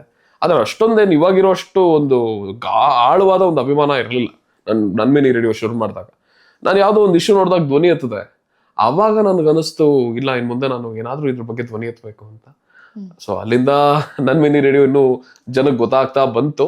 ಆದ್ರೆ ತುಂಬಾ ಸಮಯ ತಗೊಂಡಿದೆ, ಅಷ್ಟೇ ವಿರೋಧಗಳು ಬಂದಿದೆ. ಸೊ ಆದ್ರೂ ಕೂಡ ಮುಂದೆ ಹಂಗೆ ಕೆಲಸ ಮುಂದುವರ್ಸ್ಕೊಂಡು ಬಂದಿದ್ದೀವಿ. ಸರ್ ನಿಮ್ ವಾಯ್ಸ್ ಕೇಳಿದಾಗ ಪಕ್ಕ ನೀವು ಆರ್ಜೆನೇ ಇರ್ಬೇಕು ಅಂತ ಅನ್ಸುತ್ತೆ. ಇಷ್ಟು ಒಳ್ಳೆ ವಾಯ್ಸ್ ಕ್ವಾಲಿಟಿ ನಿಮ್ಗೆ ಹೇಗ್ ಬಂತು? ಅದು ದೇವರ ಆಶೀರ್ವಾದ, ನಮ್ಮ ತಂದೆ ತಾಯಿ ಅವ್ರು ನನ್ ಕೊಟ್ಟಿರೋ ವರ ಅಷ್ಟೇನೆ. ಆದ್ರೆ ಅಂದ್ರೆ ತುಂಬಾ ಜನ ಏನ್ ಅನ್ಕೋತಾರೆ, ಇಲ್ಲ ಬೇಸ್ ವಾಯ್ಸ್ ಚೆನ್ನಾಗಿದೆ, ಇವ್ರದ್ದು ವಾಯ್ಸ್ ಚೆನ್ನಾಗಿದೆ ಅಂತ ಹೊಗಳ್ತಿರ್ತಾರೆ. ಅದೇ ನೀವು ಒಂದ್ 50 ವರ್ಷ ಹಿಂದೆ ತಗೊಂಡ್ರೆ ಸಾಫ್ಟ್ ಆಗಿರೋ ಧ್ವನಿ ತುಂಬಾ ಚೆನ್ನಾಗಿ ಅನ್ಸೋದು ಜನಕ್ಕೆ. ಬೇಸ್ ವಾಯ್ಸ್ ಅಂದ್ರೆ ಅಷ್ಟಿಷ್ಟ ಆಗ್ತಿರ್ಲಿಲ್ಲ. ಆದ್ರೆ ಇವತ್ತಿನ ಟ್ರೆಂಡ್ ಬೇಸ್ ವಾಯ್ಸ್ ಆಗಿರೋದ್ರಿಂದ ಜನಕ್ಕೆ ನನ್ನ ಧ್ವನಿ ಇಷ್ಟ ಆಗ್ತದೆ. ಸೊ ಅದಕ್ಕೇನು ಹೊಸದಾಗಿ ಏನು ಮಾಡೋ ಅವಶ್ಯಕತೆ ಇಲ್ಲ, ಅದಕ್ಕೆ ಬಂದಿರೋದು. ಸರ್ ನಿಮ್ದು ಧ್ವನಿ ಬಳಕೆ ಅಥವಾ ನಿಮ್ ಮಾತಾಡೋ ಶೈಲಿನ ಇಂಪ್ರೂವ್ ಮಾಡ್ಕೊಳ್ಲಿಕ್ಕೆ ಏನಾದ್ರೂ ವಿಶೇಷ ತರಬೇತಿ ತಗೊಂಡಿದ್ರ ಅಥವಾ ಇದು ಸಹಜವಾಗಿ ಬಂದಿದ್ದ ನಿಮ್ಗೆ? ಖಂಡಿತ ವಿಶೇಷವಾಗಿರೋ ಏನು ತರಬೇತಿ ತಗೊಂಡಿರ್ಲಿಲ್ಲ. ನಾನು ಮುಂಚೆ ಕನ್ನಡ ಮಾತಾಡ್ಬೇಕಂದ್ರೆ ಈಗ ನಾನು ಹೇಗ್ ಮಾತಾಡ್ತಿದ್ದೀನೋ ಈ ತರ ಕನ್ನಡ ನಾನು ಮಾತಾಡ್ತಿರ್ಲಿಲ್ಲ. ನಾನು ಮುಂಚೆ ಕಂಗ್ಲಿಷ್ ಕನ್ನಡ ಮಾತಾಡ್ತಿದ್ದು. ಅಂದ್ರೆ ಏನಾದ್ರೂ ಹೇಳ್ಬೇಕಂದ್ರು, ಏನಾದ್ರೂ ವ್ಯಕ್ತಪಡಿಸ್ಬೇಕಂದ್ರು, what I am feeling something like this, ಗೊತ್ತಾ, ಆ ತರ ಕನ್ನಡ ಮಾತಾಡ್ತಿದ್ದೆ. ಸೊ ಕನ್ನಡದ ಅಭಿಮಾನ ಬರ್ತಾ ಬರ್ತಾ ಬರ್ತಾ ಬರ್ತಾ ಆ ಒಂದು ಫ್ರಸ್ಟ್ರೇಷನ್, ದಿನ ಬೆಳಗಾದ್ರೆ ಅನ್ಯಾಯಗಳು ಕನ್ನಡಿಗರ ಮೇಲೆ ನಡೀತಿರುತ್ತಲ್ಲ, ಅದ್ ನೋಡ್ತಾ ನೋಡ್ತಾ ಆ ಫ್ರಸ್ಟ್ರೇಷನ್ ಇಂದ ಮತ್ತೆ ಈಗ ನಾನು ಒಬ್ರಿಗೆ ಕನ್ನಡದ ಅಭಿಮಾನ ಬೆಳೆಸ್ಕೊಳ್ಳಿ ಅಂತ ಹೇಳಿದಾಗ ಅಥವಾ ಹೇಳೋಕ್ಕಿಂತ ಮುಂಚೆ ನಾನು ಎಷ್ಟು ಚೆನ್ನಾಗಿ ಕನ್ನಡ ಮಾತಾಡ್ತೀನಿ, ನಾನು ಎಷ್ಟು ಕನ್ನಡ ಬಳಸ್ಬೇಕು, ಮತ್ತೆ ಅದು ಮುಖ್ಯ ಆಗತ್ತೆ. ಇನ್ನೊಬ್ರಿಗೆ ನಾನು ಹೇಳೋಕ್ಕಿಂತ ಮುಂಚೆ ನಾನು ಎಷ್ಟು ಸರಿಗಿದ್ದೀನಿ. ಸೊ ಹೀಗಾಗಿ ಅದಕ್ಕೇನು ವಿಶೇಷ ತರಬೇತಿ ಅನ್ನೋದೇನಿಲ್ಲ. ಮುಂಚೆ ಇಂಗ್ಲಿಷ್ ಅಲ್ಲಿ ಟೈಪ್ ಮಾಡ್ತಿದ್ದೆ ಕನ್ನಡನ, ಈಗ ಕನ್ನಡದಲ್ಲೇ ಏನೇ ಒಂದು ಸ್ಕ್ರಿಪ್ಟ್ ಬರೆದುಕೊಂಡ್ರು ನನಗೋಸ್ಕರ ನಾನು ಕನ್ನಡ ಲಿಪಿಯಲ್ಲೇ ಕನ್ನಡ ಸ್ಕ್ರಿಪ್ಟ್ ಎಲ್ಲ ಬರ್ಕೊಂಡು ಅದರಿಂದ ಮಾತಾಡೋದಕ್ಕೆ ಅದು ಟೈಮ್ ಹೋಗ್ತಾ ಹೋಗ್ತಾ ಹೋಗ್ತಾ ಎಲ್ಲ ಸರಿಯಾಗಿ ಬರುತ್ತೆ. ಸರ್ ನೀವು ಮೂಲತಃ ಕನ್ನಡದವ್ರು ಅಲ್ಲ ಅಂತ ಕೇಳ್ಪಟ್ವಿ, ಹೊರಗಿನವರು ಅಂತ ಕೇಳ್ಪಟ್ವಿ. ಇದ್ರ ಬಗ್ಗೆ ನಿಮ್ಮಿಂದ? ಇಲ್ಲ, ಹೊರಗಿನವನಲ್ಲ, ಈ ನೆಲದವನೇ. ಅಂದ್ರೆ ನಮ್ ತಂದೆ ಬಂದು ಉತ್ತರ ಕರ್ನಾಟಕದವರು, ಅಂದ್ರೆ ನಮ್ ತಾಯಿ ಬಂದ್ಬಿಟ್ಟು ಮಹಾರಾಷ್ಟ್ರದಲ್ಲಿ ಹುಟ್ಟು ಬೆಳ್ತಿತ್ತು, ಮಹಾರಾಷ್ಟ್ರ ಬೋಟ್ ಸೋಲಾಪುರ. ನಮ್ ತಾಯಿ ಕಡೆ ಎಲ್ಲ ಜಾಸ್ತಿ ಪುಣೆ, ಕೊಲ್ಹಾಪುರ ಆ ಕಡೆ ಇರೋದು. ಸೊ ನಮ್ದು ಕಮ್ಯುನಿಟಿ ಲ್ಯಾಂಗ್ವೇಜ್ ಬಂದು ಒಡ್ರು ಭಾಷೆ ಬರುತ್ತೆ, ನಾವು ಒಡ್ರು. ಸೊ ಒಡ್ರು ಭಾಷೆಯಲ್ಲಿ ತೆಲುಗು ಮಿಕ್ಸ್ ಬರುತ್ತೆ. ಸೊ ನಮ್ ತಂದೆ ಇಬ್ರು ಮದುವೆ ಆದಾಗ ನಮ್ ತಾಯಿ ಬೆಂಗಳೂರು ಬಂದು ಕನ್ನಡ ಕಲ್ತಿರೋದು. ಸೊ ನಮ್ ತಾಯಿ ಕನ್ನಡನೇ ಬರ್ತಿರ್ಲಿಲ್ಲ. ಸೊ ನಾನು ಇಲ್ಲಿ ಈ ನೆಲದಲ್ಲಿ ಹುಟ್ಟಿರೋ ನಾನು ಬೈಪ್ನಳ್ಳಿ, ಇಂದ್ರನಗರ ಆ ಕಡೆ. ಸೊ ನಾನು ಸುತ್ತಮುತ್ತ ಇರೋರೆಲ್ಲ ಬರೀ ಬೇರೆ ಭಾಷೆಯವರೇ ಇದ್ರು, ನಾನು ಬೇರೆ ಭಾಷೆನೇ ಜಾಸ್ತಿ ಮಾತಾಡ್ತಿದ್ದು. ನಾನು ಯಾವಾಗ ಐ-ಟಿ-ಬಿ-ಟಿ ಕಂಪನಿಗೆ ಹೋಗಿ ಶುರು ಮಾಡಿದ್ನೋ ಅಲ್ಲಿಂದಾನೇ ನನಗೆ ಕನ್ನಡ ಅಭಿಮಾನ ಬರೋದಕ್ಕೆ ಶುರು ಆಯ್ತು. ನೀವು ಬೇರೆ ಭಾಷೆ ಹಿನ್ನೆಲೆಯಿಂದ ಬಂದಿದ್ರು ಕನ್ನಡ ಬಗ್ಗೆ ಇಷ್ಟು ಪ್ರೀತಿ ಕಾಳಜಿ ಬರಕ್ಕೇನಾದ್ರೂ ಕಾರಣ ಇದೆಯಾ? ಖಂಡಿತ. ನಾನು ಆಗ್ಲೇ ಹೇಳಿದಾಗ ನನಗೆ ಚಿಕ್ಕ ವಯಸ್ಸಿಂದ ಒಂದು 1996 ನಾನು ಹುಟ್ಟಿದ್ದು. 2016 ನನಗೆ ಇಷ್ಟೊಂದೇನು ಕನ್ನಡ ಅಭಿಮಾನ ಇರ್ತಿರ್ಲಿಲ್ಲ. ನಾನು RJ ವಾಯ್ಸ್ ಅಂತ ಏನ್ ಹೇಳಿದ್ರೆ ಅದಕ್ಕಿಂತ ಮುಂಚೆ ನಾನು ಸಿಂಗಿಂಗ್ ಅಲ್ಲೂ ಕೂಡ ಇದ್ದೆ. ನನ್ನ ಕಾಲೇಜಲ್ಲೆಲ್ಲ ನಾನು ತುಂಬಾ ಫೇಮಸ್ ಆಗಿದ್ದೆ ಹಾಡೋದಕ್ಕೆ. ನಾನು ಬೇರೆ ಭಾಷೆ ಹಾಡನೇ ಜಾಸ್ತಿ, ಅದ್ರೂ ಹಿಂದಿನೇ ಜಾಸ್ತಿ ಹಾಡ್ತಿದ್ದು. 2016 ನಾನು ಯಾವಾಗ ಕಾಲೇಜಿಂದ ಡ್ರಾಪ್ ಔಟ್ ಆಗಿ ಕೆಲ್ಸಕ್ಕೆ ಹೋಗಿ ಶುರು ಮಾಡಿದೆ ಒಂದು ಕಾಲ್ ಸೆಂಟರ್ ಅಲ್ಲಿ ಕನ್ನಡದವ್ರನ್ನ ನಡ್ಸ್ಕೊಳ್ತಿದ್ದಂತಹ ರೀತಿ. ನಾನು ತೆಲುಗುವ್ರ ಜೊತೆ ತೆಲುಗುಲ್ಲಿ, ಹಿಂದಿಯವ್ರ ಜೊತೆ ಹಿಂದಿಯಲ್ಲಿ, ಎಲ್ಲಾರ ಜೊತೆ ಅವ್ರವ್ರ ಭಾಷೆಯಲ್ಲಿ ಮಾತಾಡ್ತಿದ್ದೆ. ಯಾವಾಗ ನಾನ್ ಕನ್ನಡದಲ್ಲಿ ಮಾತಾಡದೆ ಯಾವುದೋ ಒಂದು ಘಟನೆ ಬಂದಾಗ ಅವಾಗ ಯಾರೊಬ್ರು ಬಂದು you not suppose to speak in Kannada ಒಂದು ಫ್ಲೋರ್ ಅಂದ್ರು. ಸೊ ಅದು ನನಗೆ ಅಲ್ಲಿಂದ ಚಿಕ್ಕದಾಗಿ ಟ್ರಿಗರ್ ಆಗಿ, ಅದಾದ್ಮೇಲೆ 2019 ಹೀಗೆ ಒಂದ್ ಕಡೆ ನಾನು ಕೆಲ್ಸಕ್ಕೆ ಹೋಗ್ಬೇಕಂದ್ರೆ ನನ್ನ ಟ್ರೈನಿಂಗ್ ಬ್ಯಾಚ್ ಅಲ್ಲಿ ಒಬ್ಬ ಹುಡುಗ ಇದ್ದ, ಮುಸ್ಲಿಂ ಹುಡುಗ. ಆ ಹುಡುಗನ ಹೆಸರು ಇವತ್ತು ನನಗೆ ಗೊತ್ತಿಲ್ಲ. ಆಕ್ಚುಲಿ ನನ್ನಲ್ಲಿರೋ ಕನ್ನಡ ಅಭಿಮಾನನ ತುಂಬಾ ಟ್ರಿಗರ್ ಮಾಡಿದ್ದೆ ಆ ಹುಡುಗದಿಂದ. ಅಂದ್ರೆ ಅವನೇ ನಂಗೆ ಅರ್ಧ ಕನ್ನಡ ಅಭಿಮಾನ ಬರೋದಕ್ಕೆ ಸಾಧ್ಯವಾಯ್ತು. ಏನಂದ್ರೆ ಹೀಗೆ ನಾನು ಬರೀ ಹಿಂದಿ ಹಾಡುಗಳನ್ನೇ, ಇಂಗ್ಲಿಷ್ ಹಾಡುಗಳನ್ನೇ ಕೇಳಿಸ್ಕೊಂಡು ಮನೆಗೆ ಗಾಡಿ ಓಡಿಸ್ಕೊಂಡು ಹೋಗ್ತಾ ಇದ್ದೆ. ಸೊ ಒಂದ್ಸಲ ಪಾರ್ಕಿಂಗ್ ಅಲ್ಲಿ ಬಂದಾಗ ಯಾವ್ದೋ ಹಾಡು ಬಂತು, ಕುಚಿಕು ಅಂತ, ದಿಗ್ಗಜರು ಫಿಲ್ಮ್. ನಾನು ಎಲ್ಲಿಂದ ಬರ್ತಿದ್ದೆ ಗುರು, ಇಂಥ ಐ-ಟಿ-ಬಿ-ಟಿ ಕಂಪ್ನಿಲಿ ಯಾರವ್ರೆ ಕನ್ನಡದವ್ರು? ಆಮೇಲೆ ಮುಂದೆ ಹೋಗಿ ನೋಡ್ತೀನಿ, ಒಬ್ಬ ಮುಸ್ಲಿಂ ಹುಡುಗ ನಮ್ಮ ಬ್ಯಾಚ್ ಅಲ್ಲಿ ಯಾರಿದ್ದಾರೆ ಅವನ ಹಾಡು ಕೇಳಿಸ್ಕೊಂಡು ಹೋಗ್ತವ್ರೆ. ನಾನ್ ಕೇಳ್ದೆ, ಅಲ್ಲ ನೀನ್ ಕೇಳ್ತಿದ್ಯಾ? ಓ ಬ್ರೋ, ನಾನು ಫುಲ್ ಎಲ್ಲ ಕನ್ನಡನೇ ಕೇಳೋದು ಅಂತ ಹೇಳ್ದ. ಅವನ ಒಂದು ಕನ್ನಡ ಅಭಿಮಾನ ನೋಡ್ಬಿಟ್ಟು ನನಗೆ, ಇವರೆಲ್ಲ ಮನೇಲಿ ಉರ್ದು ಮಾತಾಡ್ತಾರೆ, ನಮ್ ತಲೆ ಏನಿರುತ್ತೆ ಮುಸ್ಲಿಮ್ಸ್ ಅಂದ್ರೆ ಮನೇಲಿ ಉರ್ದುನೇ ಮಾತಾಡ್ತಾರೆ, ಅವ್ರು ಹಿಂದಿನೇ ಹಾಡಾಡ್ತಾರೆ, ಹಿಂದಿನೇ ಕೇಳಿಸ್ಕೊತಾರೆ. ಯಾಕಂದ್ರೆ ನನಗಿರೋ ಫ್ರೆಂಡ್ಸ್ ಎಲ್ಲ ಜಾಸ್ತಿ ಬೆಂಗಳೂರಲ್ಲಿ ಹುಟ್ಟಿದ್ರು ಅವ್ರಿಗೆ ಎಷ್ಟೋ ಜನ ಕನ್ನಡನೇ ಬರಲ್ಲ. ಸೊ ಇಂಥವ್ನ ನೋಡಿ ನನಗನ್ಸಿದೆ ಏನಂದ್ರೆ, ನಾನು ಇಲ್ಲಿ ಹುಟ್ಟಿ ನಮ್ಮನೇಲಿ ಕನ್ನಡ ಮಾತಾಡಿದ್ರು ನಾನು ಇಷ್ಟೊಂದು ಕನ್ನಡ ಅಭಿಮಾನ ಇಲ್ವಲ್ಲ ನನಗೆ. ಸೊ ಅವನ್ನ ನೋಡ ಅರ್ಧ ನನ್ನ ಕನ್ನಡ ಅಭಿಮಾನ. ಆಮೇಲೆ ನನ್ ಮಿನಿ ರೇಡಿಯೋ ಶುರು ಮಾಡಿದ್ಮೇಲೆ ಪ್ರತಿದಿನ ನಡೀತಿರುವಂತಹ ಕನ್ನಡಿಗರಿಗೆ ಒಂದು ಅನ್ಯಾಯ ಆಗಿರ್ಬೋದು, ಮತ್ತೆ ಐ-ಟಿ-ಬಿ-ಟಿಯಲ್ಲಿ ಕನ್ನಡದವರು ಅಂದ ತಕ್ಷಣ ಕೆಲಸ ಸಿಗದೆ ಇರೋದಾಗಿರ್ಬೋದು, ಅಥವಾ ಕನ್ನಡದವ್ರನ್ನ ಹೇಗಾದ್ರೂ ಮಾಡಿ ಟರ್ಮಿನೇಟ್ ಮಾಡಬಹುದು. ಸೊ ಇದೆಲ್ಲ ನೋಡಿನೇ ಕನ್ನಡದ ಮೇಲೆ ಪ್ರೀತಿ ಅನ್ನೋದಕ್ಕಿಂತ ಹೆಚ್ಚಾಗಿ ಆ ಒಂದು ಅನ್ಯಾಯದ ವಿರುದ್ಧ ಸಿಡಿದಿದ್ದು ಇಷ್ಟು ದೂರ ಬಂದಿರೋದು. ಸೊ ಕನ್ನಡದ ಮೇಲೆ ಪ್ರೀತಿ, ಕನ್ನಡದ ಬಗ್ಗೆ ತಿಳ್ಕೊಳಕ್ ಶುರು ಮಾಡ್ದಾಗ ಬಂದಿದ್ದು. ಆದ್ರೆ ಕನ್ನಡದ ಬಗ್ಗೆ ಧ್ವನಿ ಎತ್ತೋದಕ್ ಶುರು ಮಾಡಿದ್ ಯಾವಾಗ ಅಂದ್ರೆ ಕನ್ನಡಿಗರಿಗೆ ಆಗ್ತಿರೋ ಅನ್ಯಾಯನ ನೋಡಿ. ಈ IT-BT ಕಂಪ್ನಿಯಲ್ಲೆಲ್ಲ ಕನ್ನಡಿಗರ ಬಗ್ಗೆ ಇಷ್ಟ ಅನ್ಯಾಯ ಆಗತ್ತೆ ಅಲ್ವಾ, ಅದ್ರ ಬಗ್ಗೆ ಹೇಗೆ ನಾವು ತಡಿಬಹುದು ಅನ್ಸುತ್ತೆ? ಇಲ್ಲ, ಖಂಡಿತ ಇದು ಏನಂದ್ರೆ ಮುಖ್ಯವಾಗಿ ಸರ್ಕಾರದಿಂದಾನೇ ಇದು ಬರ್ಬೇಕು. ಏನಾಗಿದೆ ಅಂದ್ರೆ ಎಲ್ಲಾ ರಾಜ್ಯದಲ್ಲೂ ಅಲ್ಲಿರುವಂತಹ ಜನಕ್ಕೆ ಮೊದಲ ಪ್ರಾಮುಖ್ಯತೆ ಇರುತ್ತೆ. ಆದ್ರೆ ನಮ್ಮ ರಾಜ್ಯದಲ್ಲಿ ಏನಾಗಿದೆ ಅಂದ್ರೆ ಇದು ಕುತಂತ್ರವಾಗಿ ಮಾಡ್ತಿರುವಂತಹ ರಾಜಕೀಯ ಕುತಂತ್ರ ಏನಿದೆ. ಸೊ ಎಲ್ಲರೂ ಅವ್ರವ್ರ ಭಾಷೆ ಇರೋರ್ನೇ ತಗೊಳ್ತಾರೆ. 6 ಕೋಟಿ ಕನ್ನಡಿಗರಲ್ಲಿ ಎಷ್ಟೋ ಜನಕ್ಕೆ ಡಿಗ್ರಿ ಇದೆ. ಅದು ಡಿಗ್ರಿ ಇರೋ ಕನ್ನಡಿಗರೆಲ್ಲ ಇವತ್ತು ಎಷ್ಟೋ ಜನ ಪಾಪ ಆಟೋ ಓಡಿಸ್ತವ್ರೆ, ಎಷ್ಟೋ ಜನ ಝೊಮ್ಯಾಟೊ, ಸ್ವಿಗ್ಗಿ, ಬ್ಲಿಂಕಿಟ್, ಝೆಪ್ಟೋದಲ್ಲಿ ಕೆಲಸ ಮಾಡ್ತಾವ್ರೆ. ಏನಕ್ಕೆ? ಯಾಕೆಂದ್ರೆ IT-BT ಕಂಪನಿಯಲ್ಲಿ ಬೇಕಂತಾನೆ ಅವ್ರಿಗೆ ಕೆಲಸ ಸಿಗ್ತಿಲ್ಲ. ತೆಲುಗುವ್ರನ್ನೇ ಹೈರ್ ಮಾಡ್ತಾರೆ, ನಾರ್ತ್ ಇಂಡಿಯನ್ಸ್ನೇ ಹೈರ್ ಮಾಡ್ತಾರೆ, ಮಲಯಾಳೀಸ್ನೇ ಹೈರ್ ಮಾಡ್ತಾರೆ. ಇದೆಲ್ಲ ಒಂದು ದೊಡ್ಡ ಕುತಂತ್ರ ಇದು. ಸೊ ಈಗೆಲ್ಲ ಕುತಂತ್ರನ ಸರಿ ಮಾಡ್ಬೇಕು ಅಂದ್ರೆ ನಮ್ಮಲ್ಲಿರೋ ರಾಜಕೀಯ ವ್ಯವಸ್ಥೆ ಮತ್ತೆ ನಮ್ಮ ಸಾಮಾನ್ಯ ಜನ, ನಮ್ಮ ಕನ್ನಡಿಗರು ಏನಿದಾರಲ್ಲ, ಅವ್ರು ಇದ್ರ ಬಗ್ಗೆ ಧ್ವನಿ ಎತ್ತಬೇಕು. ಬರೀ ನಾನೊಬ್ಬ ಧ್ವನಿ ಎತ್ಬಿಟ್ರೆ ಸಾಕಾಗಲ್ಲ.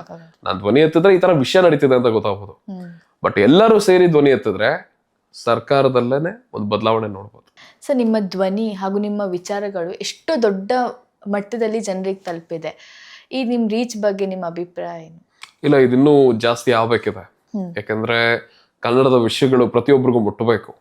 ನಾವು ಇನ್ನ 6 ಕೋಟಿ ಕನ್ನಡಿಗರಿದ್ದೀವಿ, ಆದ್ರೆ ಎಲ್ಲರಿಗೂ ಮುಟ್ಟಿಲ್ಲ ವಿಷಯಗಳು. ನಾನ್ ಮುಟ್ಬಿಟ್ಟಿದೀನಿ, ಆದ್ರೆ ನನಗೇನಂದ್ರೆ ವಿಷಯಗಳು ಮುಟ್ಬೇಕು ಜಾಸ್ತಿ. ಸೊ ಏನ್ ಮಾಡ್ತಿದ್ವಿ, ಆದ್ರೂ ಇಲ್ಲೇನ್ ತೊಂದರೆ ಆಗ್ತಿದೆ ಅಂದ್ರೆ ರೀಚ್ ಇದೆ ಅನ್ನೋದು ಖುಷಿ ಇದೆ, ರೀಚ್ ಜಾಸ್ತಿ ಆಗ್ಬೇಕನ್ನೋದು ಮನ್ಸಲ್ಲಿದೆ, ಆದ್ರೆ ಕನ್ನಡದ ವಿಷಯಗಳು. ಆದ್ರೆ ಇಲ್ಲಿ ತೊಂದರೆ ಏನಾಗ್ತಿದೆ ಅಂದ್ರೆ ಜನಕ್ಕೆ ವಿಷಯ ಗೊತ್ತಾದ್ರೂ ಜನ ಅದನ್ನ ಯಾಕೆ ಸೀರಿಯಸ್ ಆಗಿ ತಗೊಳ್ತಿಲ್ಲ, ಅದು ಬೇಜಾರು. ಸೊ ನಾವು ವಿಡಿಯೋಗಳು ಮಾಡ್ಬೋದು, ಆ ವಿಡಿಯೋ 1 ಮಿಲಿಯನ್ 2 ಮಿಲಿಯನ್ ಓಡ್ಬೋದು. ಕೆಲವೊಂದು ವಿಚಾರಕ್ಕೆ ಯಶಸ್ಸನ್ನ ನೋಡಿದೀವಿ. ಆ ಫೋನ್ ಪೇ ಸಮೀರ್ ನಿಗಮ್ ಅನ್ನೋನು ಓಪನ್ ಆಗಿ ಹೇಳ್ತಾನೆ, ಕನ್ನಡದವ್ರು ನಾವು ಕೆಲಸ ಕೊಡಲ್ಲ, ಕನ್ನಡದವ್ರಿಗೆ 100% ಕೆಲಸ ಸಿಗ್ಬೇಕು ಅಂತ ಬಂದಾಗ ಸಿದ್ದರಾಮಯ್ಯ ಅವರ ಒಂದು ಆದೇಶ ಹೊರಡಿಸಿದಾಗ ಅದ ಟ್ವೀಟ್ ಮಾಡ್ಬಿಡ್ತಾನೆ ಫೋನ್ ಪೇ ಮಾಲೀಕ.